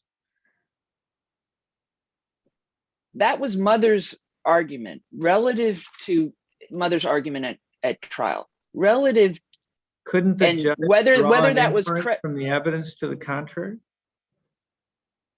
Equally, you could draw an inference. Couldn't the judge draw an inference that those issues predated their being put in 4 different placements in foster care? Well, let's assume Your Honor is correct and they did predated. That doesn't explain why DCF doesn't present a viable adoption plan that addresses how are they going to address these behaviors. And not only that, is DCF was unable to address these behaviors in the 16 months up to leading to trial. That should say something to this court. I mean, the oldest child was on antipsychotic medication. That's an organic form of what this child was faced. But they held this mother to a standard that I don't think ultimately is fair. And I also don't think the idea, they had no adoption plan. So to terminate, put aside the unfitness, but to terminate the rights for mother and to say that it was in the best interest when they had no adoption plan. And I can't stress that enough. Without an adoption plan, what was the rush to terminate her rights? I mean, mother was living in a 2-bedroom apartment. She was employed. I mean, and that wasn't good enough for the court because they didn't want the 4 children in bunk beds. But yet, when I see my time has ended, so I'll hopefully be allowed to finish the sentence, but if not, I can stop too. Yeah, please. But the point being is there was no plan with the adoption plan. The idea, and I'll rest on my brief, because the idea that they now want to introduce a plan from a 1.5 years later, I think is just outrageous. I mean, because that wasn't what the record was. But this was a case more than ever that you needed a concrete adoption plan, and there wasn't. And we would respectfully, putting aside the unfitness issue, be respectfully on the best interest, we'd ask that this be remanded and the mother have the right of review. Thank you, Ms. Robin. Mr. Bayless, as you're about to begin, let me ask you to touch upon the final point that Ms. Robin just made, which is that the department has filed a motion to supplement the appendix with an adoption plan or a permanency plan or a report, I'm not sure how to characterize it, that is dated almost 1 year after the close of the evidence. Why should we allow that? Certainly. The proposed supplemental appendix is the report that was approved by the judge from the permanency hearing that did happen well after the close of evidence.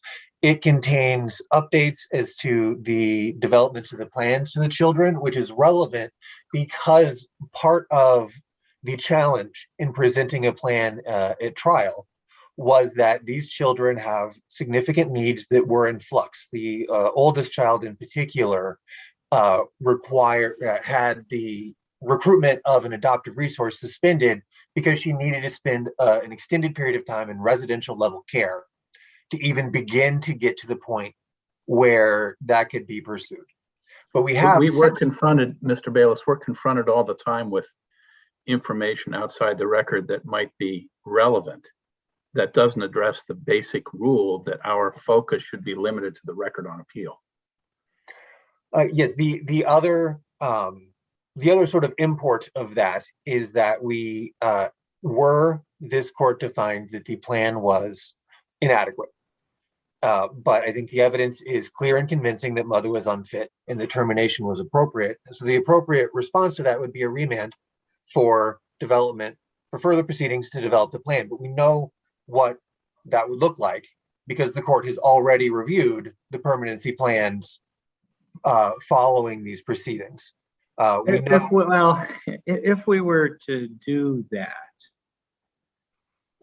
would the DCF take the position that the mother and the child could not participate because their rights had been terminated? Mother's rights had been terminated. I guess the child can always participate, but no, and that is an important difference between the report that we're attempting to supplement than the import of a remand, which is why we're not arguing that it would moot the issue, is that the parents would be able to, or the mother would be able to participate on a remand in a way that she was not at the permanency hearing because she her parental rights were terminated at the hearing. So you know that's a problem for us with respect to the presentation of evidence that goes outside the record, is that we're aware that that's DCF's presentation, that's a proceeding that took place, but the mother was not allowed to participate, right? Yes. Okay. And Attorney Bayless, just while I have you here, Attorney Robin made a statement of import. Of all the cases DCF has in its possession and in its authority and responsibility, thousands and thousands of children in terrible circumstances. In this case, what was the rush when mom was actually doing far better? Reasonable minds can argue when you weigh the evidence and you look at the long history of violent partners and the exposure to the children, etc. But she was employed.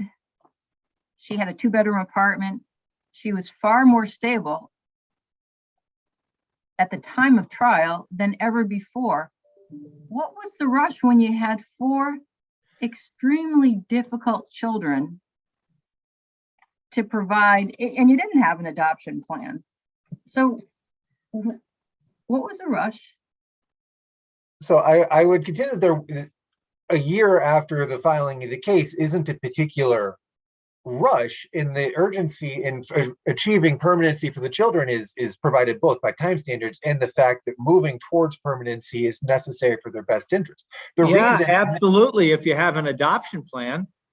But if you don't have an adoption plan, then it seems like it's an issue.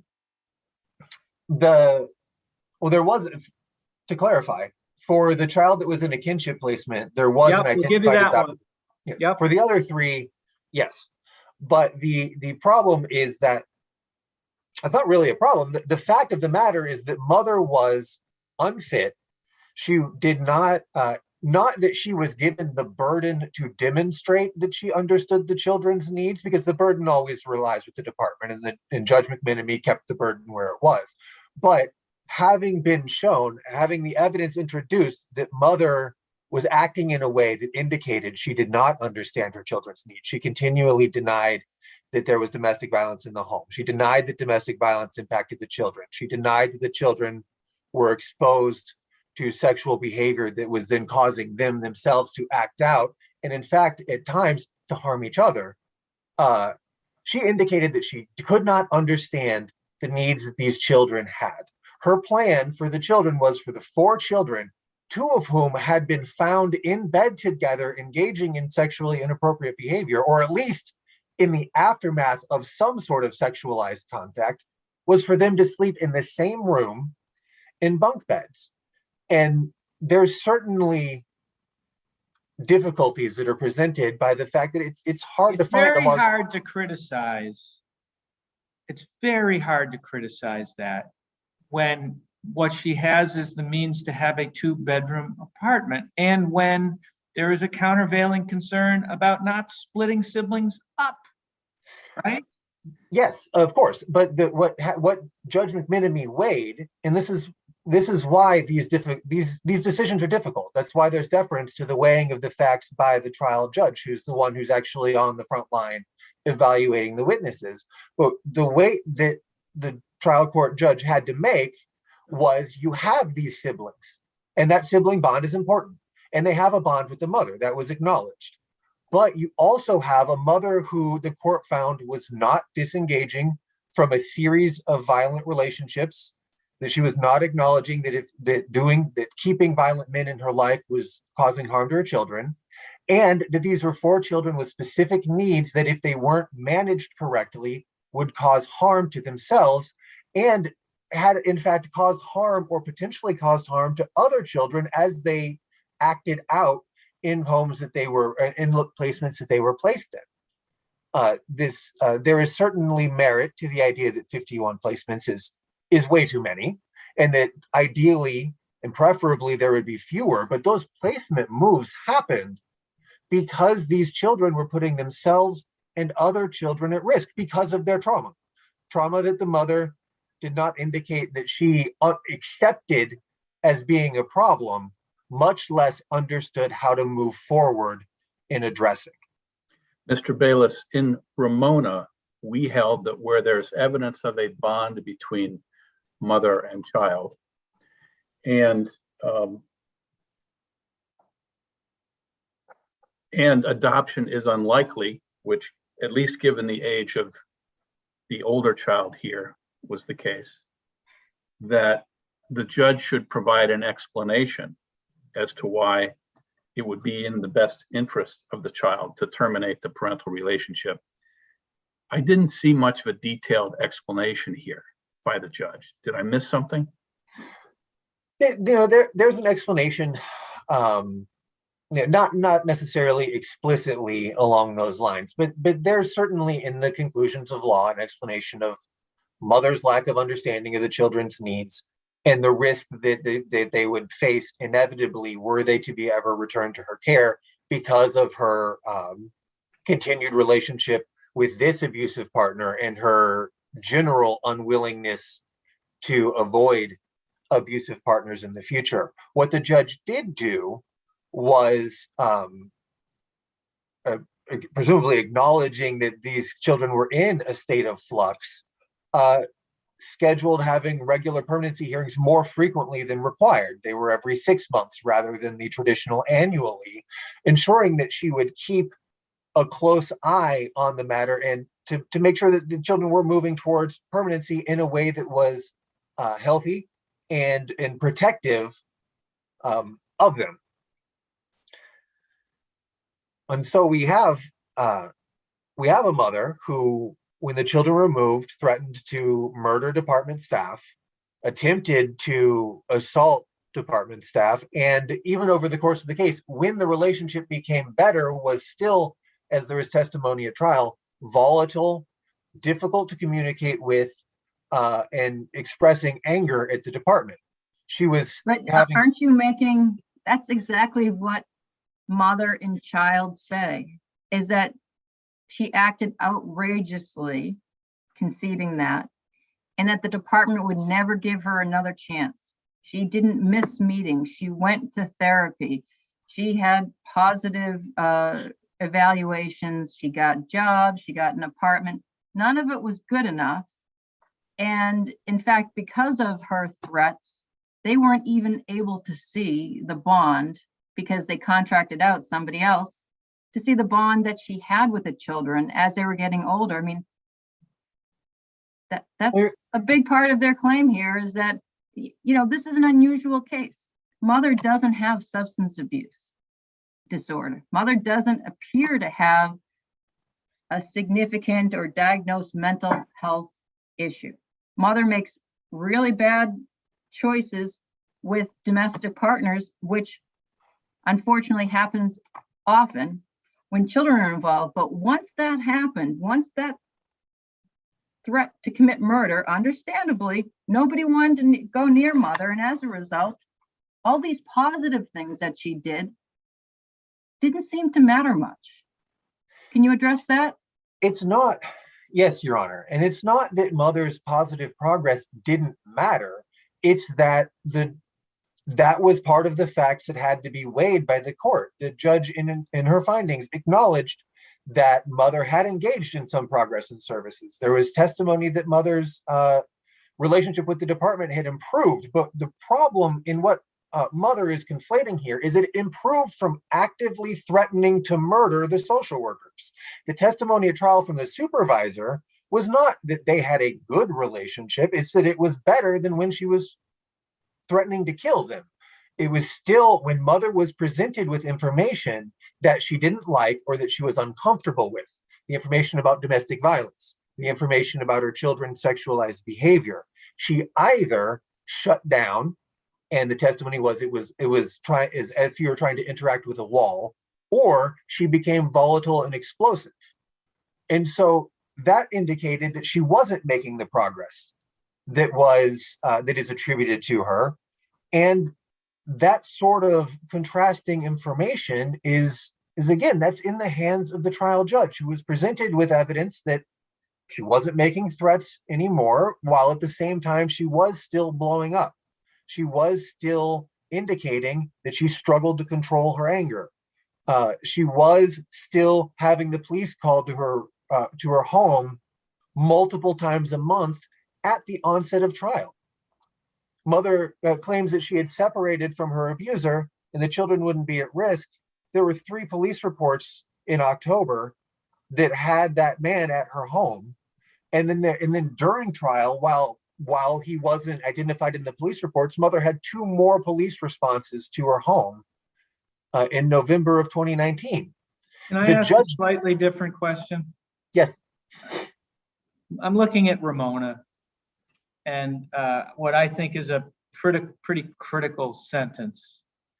Absent here are findings that explain why it is in the best interest of the boys, to terminate their mother's parental rights, given that each boy is unlikely to be adopted and remains bonded with his mother. What do we do with that? I mean, what are the findings in this case that take it out of Ramona on that subject? We're not talking about unfitness. We're talking about termination with respect to the children.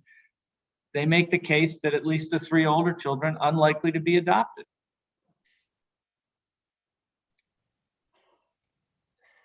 It's difficult. Given the findings would be the conclusions where the fitness and best interests are cognate and connected. It's different emphasis on the same factors. The case law has long held to that point. At the point where the judge determines that it will never be safe for these children to be in mother's care because of her unwillingness to address the domestic violence and her lack of willingness to engage in the children's specific needs, which were not erroneous determinations given the evidence on both sides that the judge had to weigh. At that point, the only safe path forward is through trying to find permanency for them another way.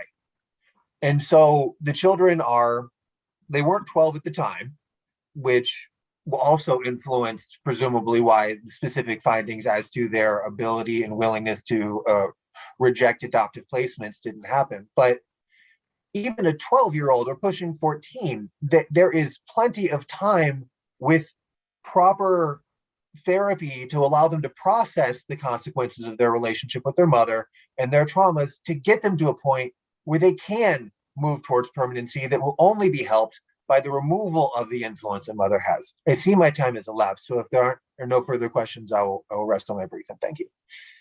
Seeing none, thank you.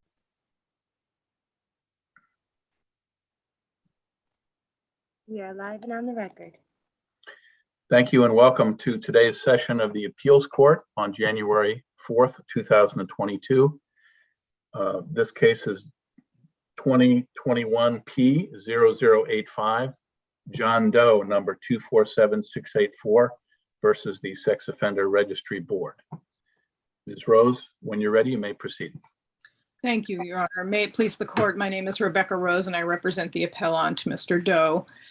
Your Honors, the issue in the SORB hearing and in this appeal is whether or not there was sufficient reliable evidence to determine that Mr. Doe's schoolyard behavior between the 11-year-olds was truly sexual misconduct. And even if that hearsay evidence supports the finding, how is that related to his adolescent offense that occurred 6 years later? As you know, the evidence of the 11-year-old incident came in the form of totem pole hearsay. It was in a police report that was a summary of what the principal told the police officer and what the little girl told the police officer. The police made no... On that point, Ms. Rose, didn't the judge have the discretion to credit the corroborating statement of the brother? Your Honor, I submit that that statement suffers from the same infirmity, the totem pole hearsay, the no direct evidence, the no actual statement from the little girl. It suffers from the very same infirmity that the police officer interpreting what the children told him. But isn't that the nature of a police report? Generally, a police report is seldom a precipient witness. A police report is reporting what has been told to him or her. Sure, yes, Your Honor. But in fact, whether it is substantially reliable and whether it represents substantial evidence in this case, that it goes beyond just the totem pole hearsay. And what I suggest here is that even the misconduct itself is, I suggest, rather vague. The police officer, not even the police officer says anything but private area or private part of the girl's hand. And but the hearing examiner interpreted this police report to say, and this is in the hearing examiner report, that he made a female classmate touch his penis with her hand. And I suggest that inference goes too far, because in fact because not even the police officer said anything but private area or private part. And then even Mr. Doe, when he was alleging or challenging her to suck it, again, the hearing examiner said that she understood that to mean that he was asking her to perform oral sex on him. And I suggest, again, that inference goes way too far based on the vagueness of this hearsay police report. And even so, I mean, there was no evidence that this boy was exposing himself. This was an incident that happened before school started, in the schoolyard. And again, was it crude? Was it improper? Was it offensive? Yes. Does it rise to the level of sexual misconduct? I suggest that this hearsay evidence is not substantial evidence. And even his, both the hearing examiner and the superior court judge said that even Mr. Doe's saying that he admitted that he said suck it was somewhat corroborating. And again, it's an insult. Does it really mean in this context he wanted to sexually assault her? Was this really sexual misconduct? And again, as argued below, he was 11 years old. He was not convicted. He was charged with this. He wasn't convicted of it. The prosecution didn't do any follow through at all. He was apparently released to his mother's custody, and this case went away. And I suggest again that that the prosecutor did not, the fact that the prosecutor didn't follow through in any way does substantially undermine the reliability of this report and of this girl's report. Well, can we just move on to what I think is a separate point where you seem to be suggesting, and you have our case, I hate the fact that they're all numbers, 136652. Sure. To help you, that the judge needed to somehow consider the fact that the boy was only 11 at the time in evaluating the significance of the events. Is that a separate argument? Well, it's a related argument.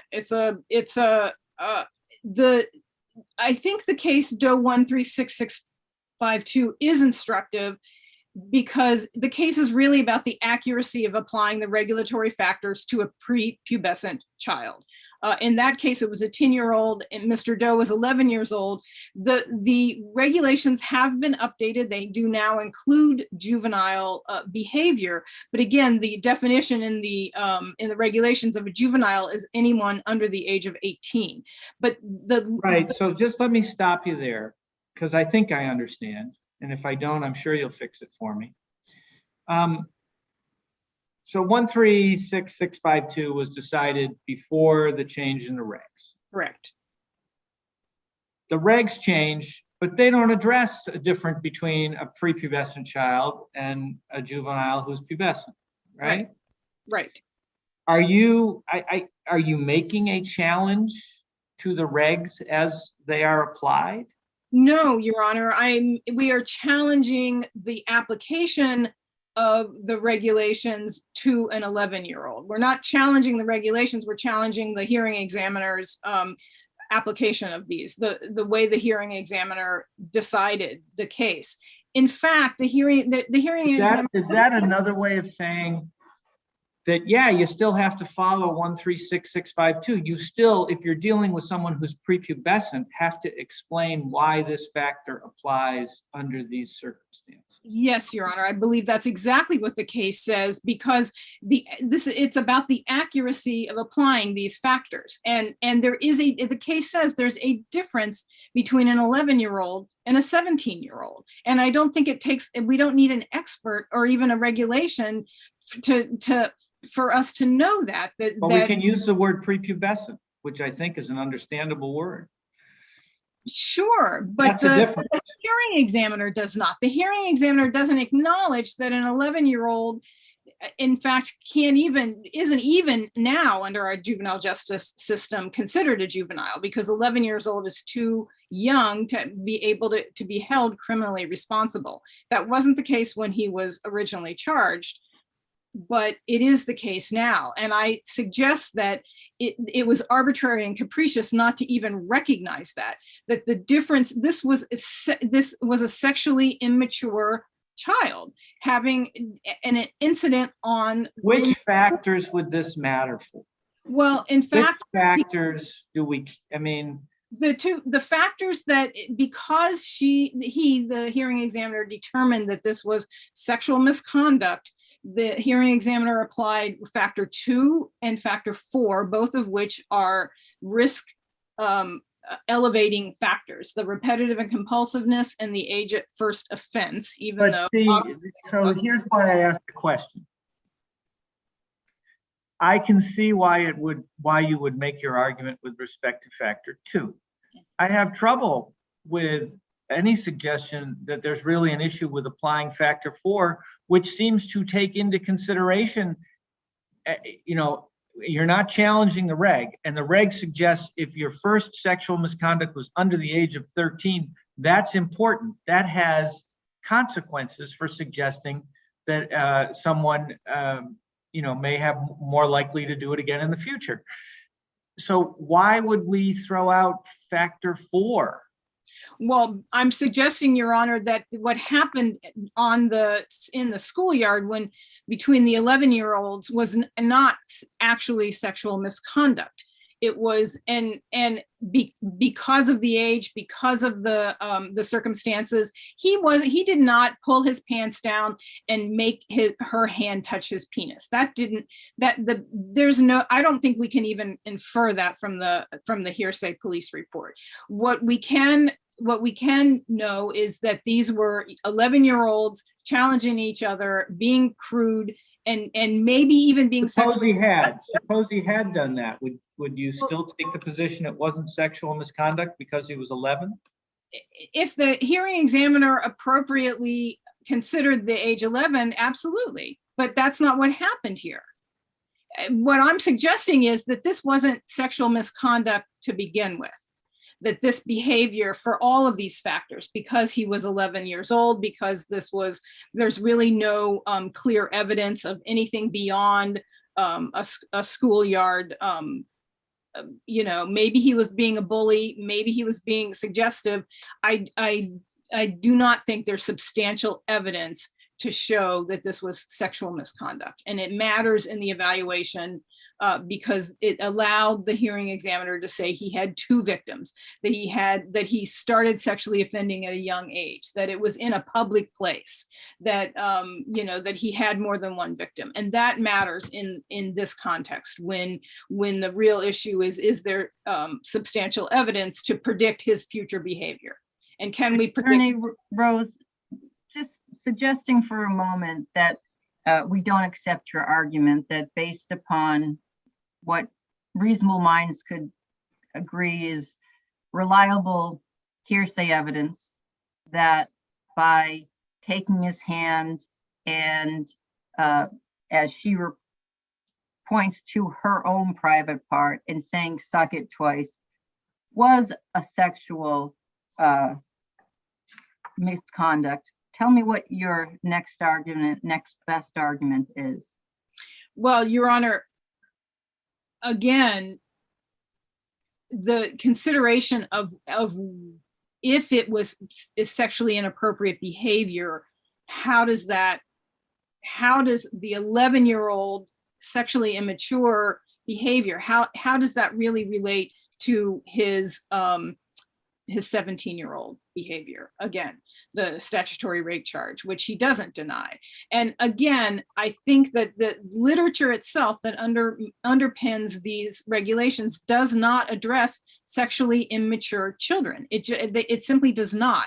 And I think that there has to be the hearing examiner, as Doe 136652 says, there has to be a nexus between what happened when he was 11 years old and how the regulations actually apply to him. And the hearing examiner doesn't do that in the report. And I think that is still valid law, even though the regulations do address juveniles, because they still don't address 11-year-olds. They still don't address sexually immature children. That's not what it was required, correct? I mean, what the issue was is that it didn't necessarily, split between an 11-year-old and a 13-year-old. It was just now there are regulations that discuss the differences between under 17, correct? Under 18 is what the 17 and under. Right, right, correct. So again, now you're looking for another iteration saying it's not good enough just to have under 17. Now we have to have another dividing line of not sure what age. Well, I think that the SORB has to prove that there is clear and convincing evidence of his offense, of his propensity to recidivate, or his dangerousness level. And I suggest that that there is not enough evidence to show that this 11-year-old conduct is substantial evidence and relates to his 17-year-old his 17-year-old acts. That's my suggestion. Not a new regulation. The hearing examiner still must make an accurate determination of the petitioner's current situation. And what I'm suggesting is, without addressing the fact that this was a sexually immature boy on the playground, that without addressing how that relates, that was not sufficient to make an accurate prediction of what his dangerousness level is today. Before you conclude, you want to comment on the failure of the examiner to consider the supervised probation? Your Honor, I am happy to rest on the brief for that argument. I see no questions unless there's anything further. All right, thank you. Thank you. Thank you, Ms. Rose. Mr. Shanai, before I turn to you, the lighting in your room is a little bit odd. It's very difficult to make out your features. Is it possible to pull down a shade? We can't hear you. Need to unmute. There's no shades on that window. I can move the, All right. That's not worth doing that. I just wondered. it's about the best I can do. The That's sun good came up enough. and now it's on me. Okay. I've been there before, you know, and at some point, if that sun gets to the wrong place, you just become a white face on a black background. I'm telling you, the Wizard of Oz look, that's what you're gonna get. Yeah, well, sometimes some people would think it looks better on me that way. Well, we're close enough at the moment, so when you're ready, you may proceed. Thank you, Your Honors. If it pleases the court, David Shanai for the board.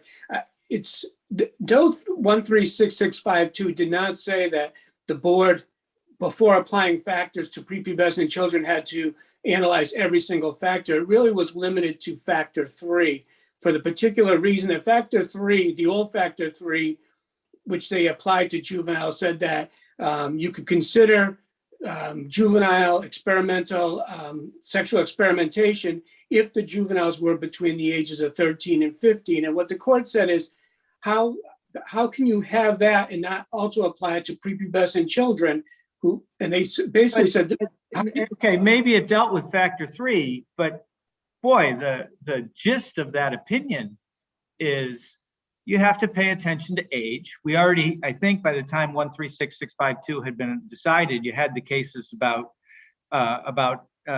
you know, that there has to be concerns about people who are older, and basically said, and don't you also have to be concerned about people who are prepubescent? Isn't that a reasonable way to read what the court said? I think that's overbroad. I think they were limiting it to factor 3, but it doesn't really matter because the board has updated its regulations to include not to deal with children, prepubescent. juveniles. Well, it does. If you look at factor 4, it specifically says, and you can see where they were dealing with prepubescent. It said that if an individual, a juvenile, but I mean, that language in factor 4 has always been there, hasn't it? yes, but again, they're dealing. So that with wasn't the update. That was the factor 4 was always about if you've done something. I think does it use the word sexual misconduct before age 13? That matters.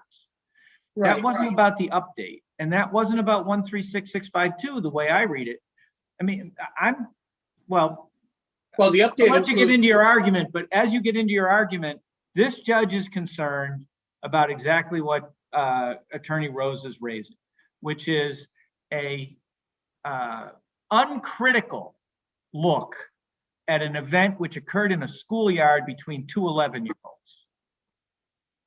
Well, again, the hearing examiner found that to be an act of sexual misconduct. If this court doesn't agree with that, then that's your prerogative, and it's differing minds can, and to look at this. Say he found, I mean, isn't that a mixed question of law and fact? I mean, you know, he finds that this event occurred between two 11-year-olds and then just calls it sexual misconduct. Well, he described the event and the fact that the individual was charged with a sex offense, which was later dismissed for which failure. Now they couldn't even be charged with, right? I mean, it's not even a crime at this point. Does that matter? What do you mean it's not even a crime? Oh, because of the new. I understand you can't be charged as an 11-year-old for something like that, can you? Again, in this situation, hearing examiners looking at this as an act of sexual misconduct, not an actual sex offense where you could be. I understand your point, but I don't understand what it means, and that's what I'm trying to get at. Okay. I mean, he finds that it's sexual misconduct. Is there a standard to determine what is sexual misconduct that will help us when we're dealing with an 11-year-old and an 11-year-old in a schoolyard? Well, there's two. Well, I think the court is in the past is delineated between two different types of sex offending. If it's a sex offense, it's an offense that results either in conviction or can be convictable. But then there are other things like things that might not necessarily be prosecuted, but they are acts of sexual misconduct. In this case, the hearing examiner found that this incident was an act of sexual misconduct. And And therefore, what defines that when we're talking about children of a very young age? What defines sexual misconduct?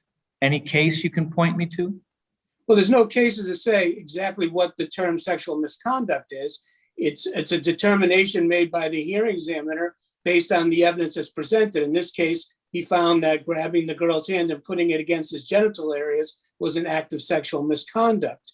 Let me ask you this question. Should there be any other standard?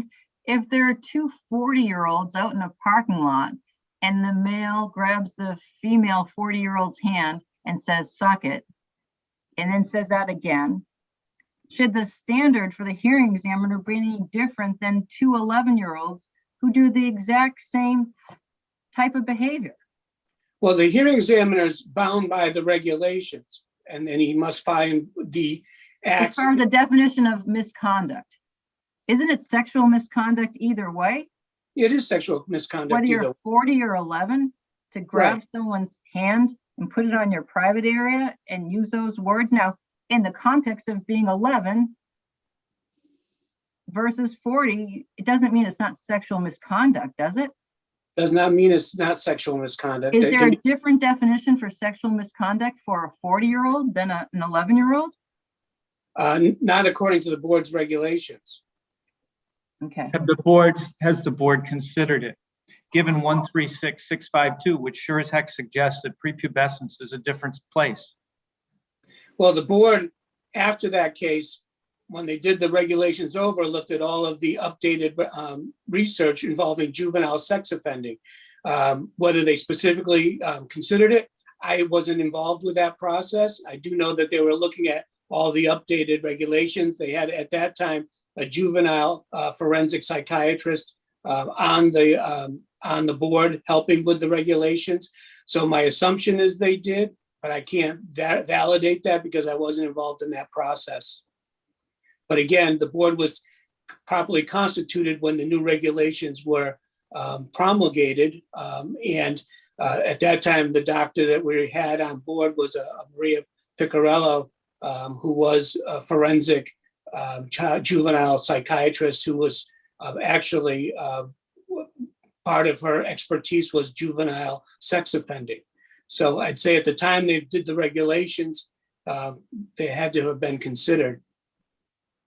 Mr. Shania, in light of the fact that that first event of sexual misconduct, if I can call it that, occurred in 2008, and in light of the child's age at that time, and the failure to consider the child's supervised probation, why isn't this the kind of case, a closer case in my view than many that we see in SORB cases, that would require a remand for the examiner to consider the issue of supervised probation and how it relates to the overall misconduct? Well, I think the supervised probation issue really stems around the incidences that when he turned 17 and had that sex offense, because he committed so many violations of his while he was on bail. I think that really puts the idea that if you take out that factor 28, and didn't consider it at all, the issue becomes, would he still be made, would he be reduced to a low risk? And I think that the evidence with his continuing criminal behavior, the severity of the second sex offense, his inability his inability to follow probationary conditions, I think that all mitigates to, even if you applied factor 28, it most likely would have been applied at a reduced factor. And again, even applying it at full factor, at full weight, I don't believe that would then put him into the low risk category. Was there any evidence? Was there any evidence of him violating probation or not? What evidence is there after he reaches age 21 and is released onto probation of him behaving in that way? There's no evidence. There's no evidence of that, but he'd only been on probation for about 6 months prior to the hearing. So it's not like we had a long period of time to judge this by. And more importantly, all of these violations that when he was on bail occurred within 3 years of the hearing. So it wasn't like they were incidences that occurred 10 years ago. Well, but This he's is only 22 fresh. years old, counsel. When was the last event of him violating probation prior to trial? How many years before that? I think it was in 2017, if I believe right. It was either 16 or A couple 17. years, couple years before. Couple years, right. Okay. So unless there's any other questions, I'd be willing to rest on my brief at this point. All right. I see none. So I want to thank you both for your arguments. The case is submitted.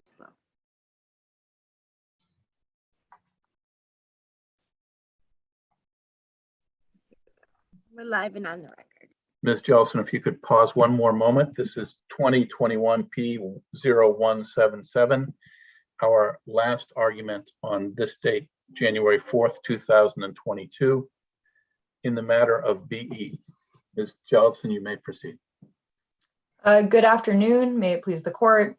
My name is Eva Jellison and I represent the respondent appellant BE. I think it makes sense for me to briefly touch on issues 1, 3, and 4 and answer any questions the court has. But I'd like to remind the court, kind of as a frame for considering this, that matter of a minor said that Section 35 is a carefully circumscribed tool of last resort at Penn Site 311. And that's the big frame for this case. These Section 35 commitments are to be used in very limited circumstances. My first issue is about the temporary requirements put in place by Foster versus Commissioner of Correction.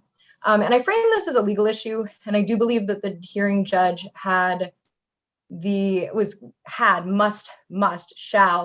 was required to make 2 specific COVID-19 findings, and she did not make those findings. And that just on that basis alone, this commitment needs to be vacated. As I was preparing for this, yes. I can agree with the first sentence and not necessarily the second. We can all read Foster. But why do we need to vacate this? Foster's about COVID. Foster's not about whether or not the standards were met by which, without COVID, your client would have been appropriately committed, right? No. So I'm going to quote Foster for you. These, meaning the 2 COVID-19 requirements, this is at 730, are additional temporary requirements beyond those imposed by the statute, comma, due process principles, comma, any other applicable law.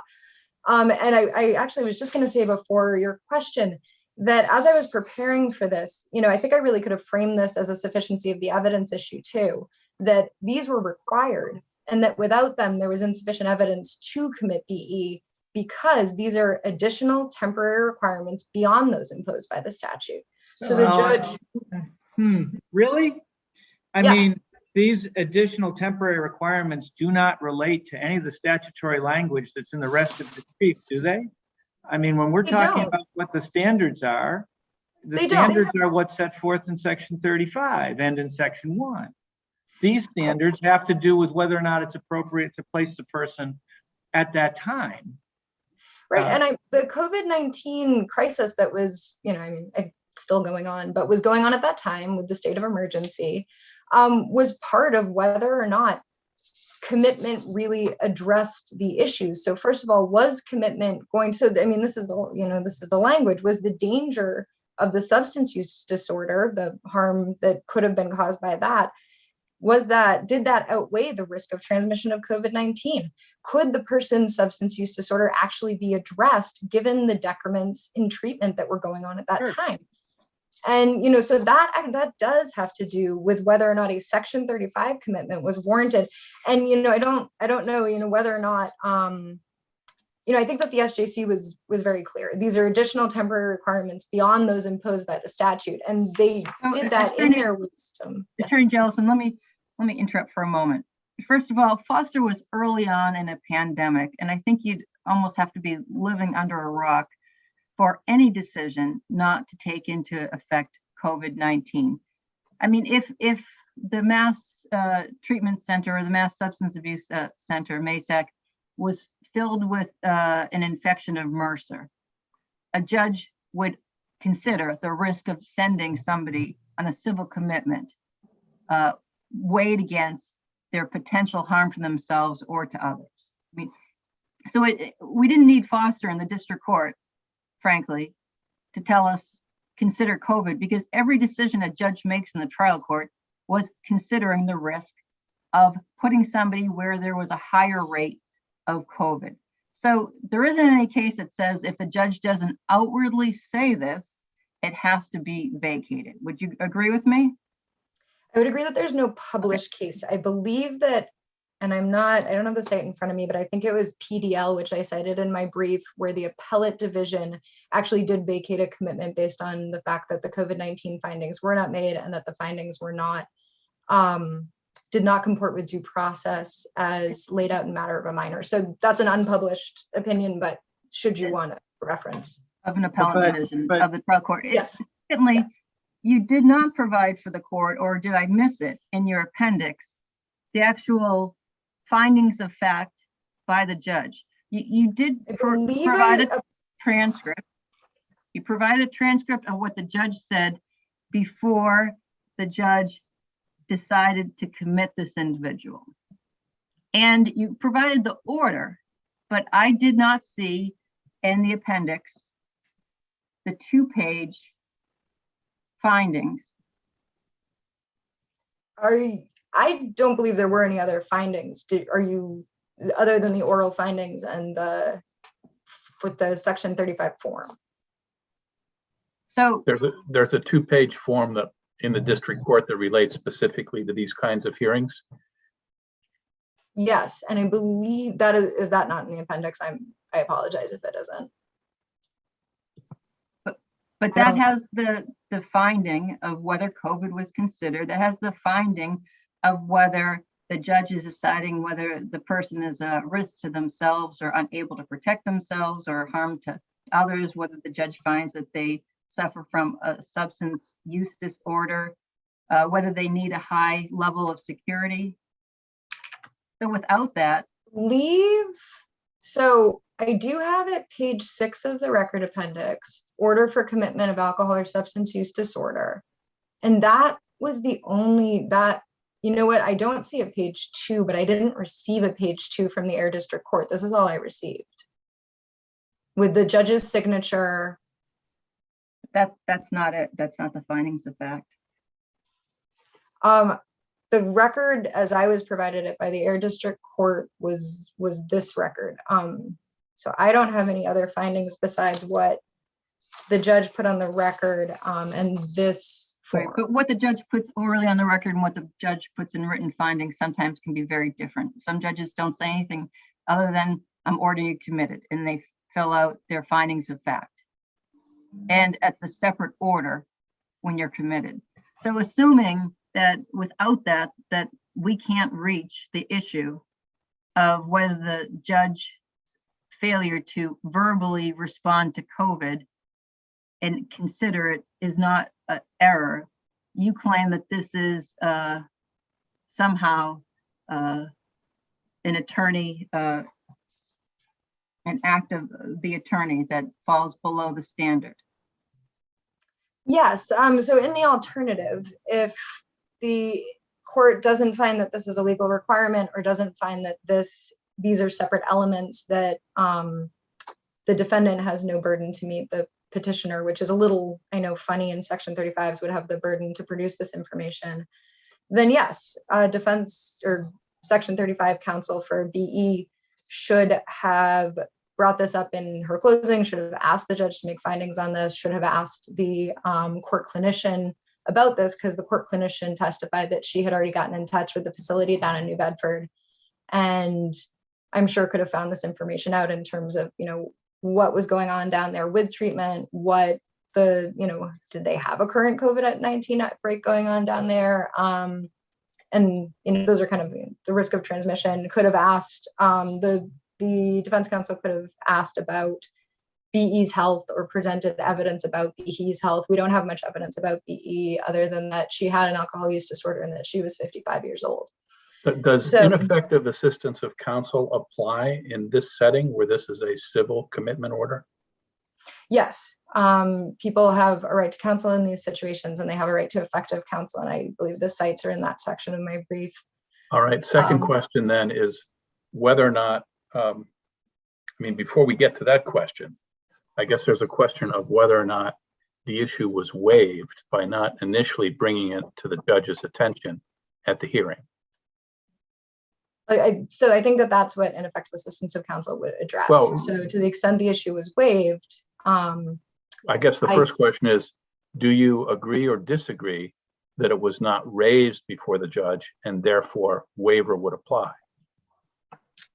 so I don't agree that waiver would apply. I think that this would operate a little bit more like an issue of insufficient evidence where you can bring that on appeal and you don't necessarily have to make a motion about that at the trial court. I also think it's clear legal error on the record. So I wouldn't say that it's waived. I think especially looking at it as a sufficiency of the evidence issue, but to the extent that it is, that's where the alternative argument of ineffective assistance of counsel comes in, because counsel was ineffective for raising it.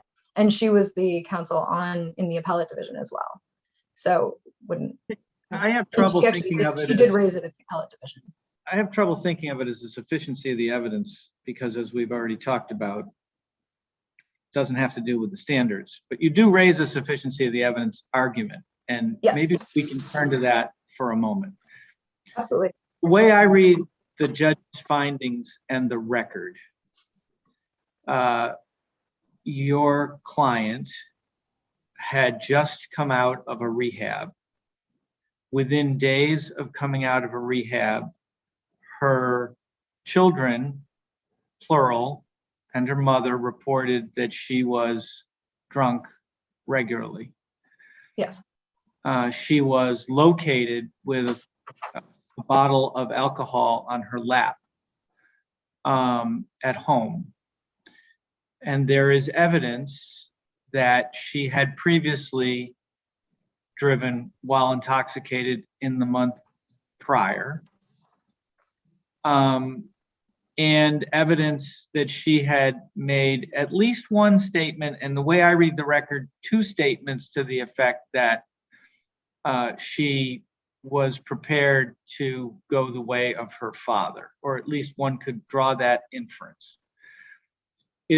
Why isn't that enough for a judge listening to that evidence and having the opportunity to observe your client to decide that she's in need of commitment?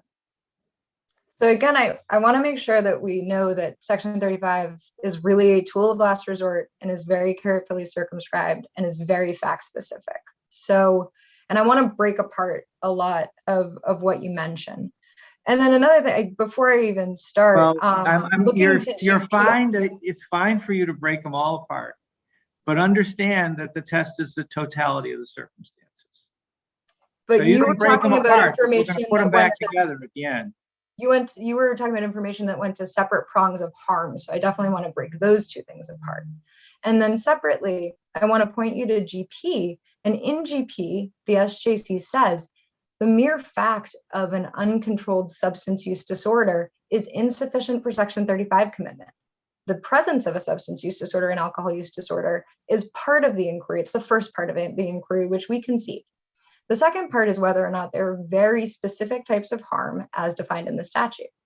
So the first one is whether or not there's I'll just read it. A substantial risk of physical harm to the person herself as manifested by evidence of, threats of, or attempts at suicide. You can skip over one and spend your time on 2 and 3, at least from my perspective. One meaning the use The disorder, first or one that one you just meaning read. the substantial risk. So the suicides are not First concerning prompt, to you? yeah. That's not But okay.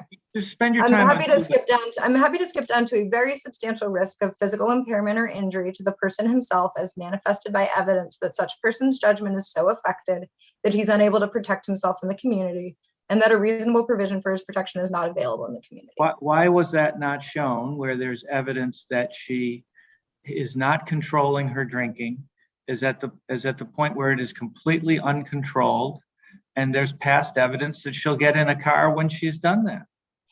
Right. So just the uncontrolled drinking does not go to that prong. It's not, if you read GP, that is not a reason that you can commit someone on the basis of Section 35.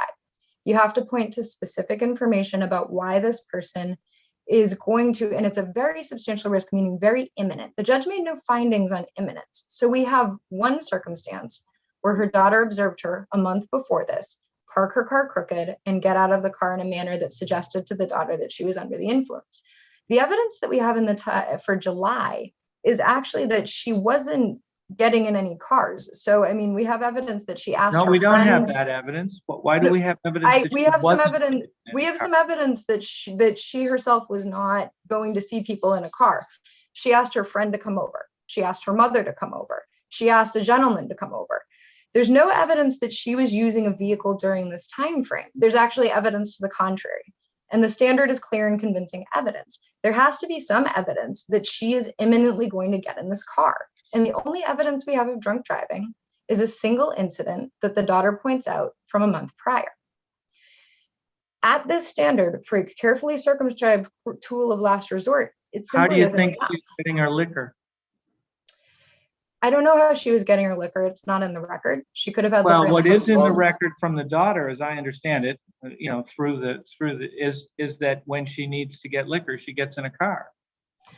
But the standard is clear and convincing evidence. The daughter doesn't point to any other specific incidents where the mother gets in a car. She doesn't point to any specific statements that the mother makes about wanting to get in the car or going to get alcohol. I don't know. She could have alcohol in the house. She could be using Drizzly, an alcohol delivery service. There are options here, but we don't have any evidence, and the petitioner has the burden. So where we have evidence that she's asking people to drive to her, she isn't going anywhere. I understand that this drinking is concerning. And in Section 35 cases, you're always going to have evidence that's very concerning. But it doesn't Ms. mean that Jellison, Section I'm going to 35 ask you to sum up, absolutely. please. I'm going to ask you to sum up, please. Your time is up. I would point the court to minor. I would point the court to GP. There are good discussions of differences between cases, and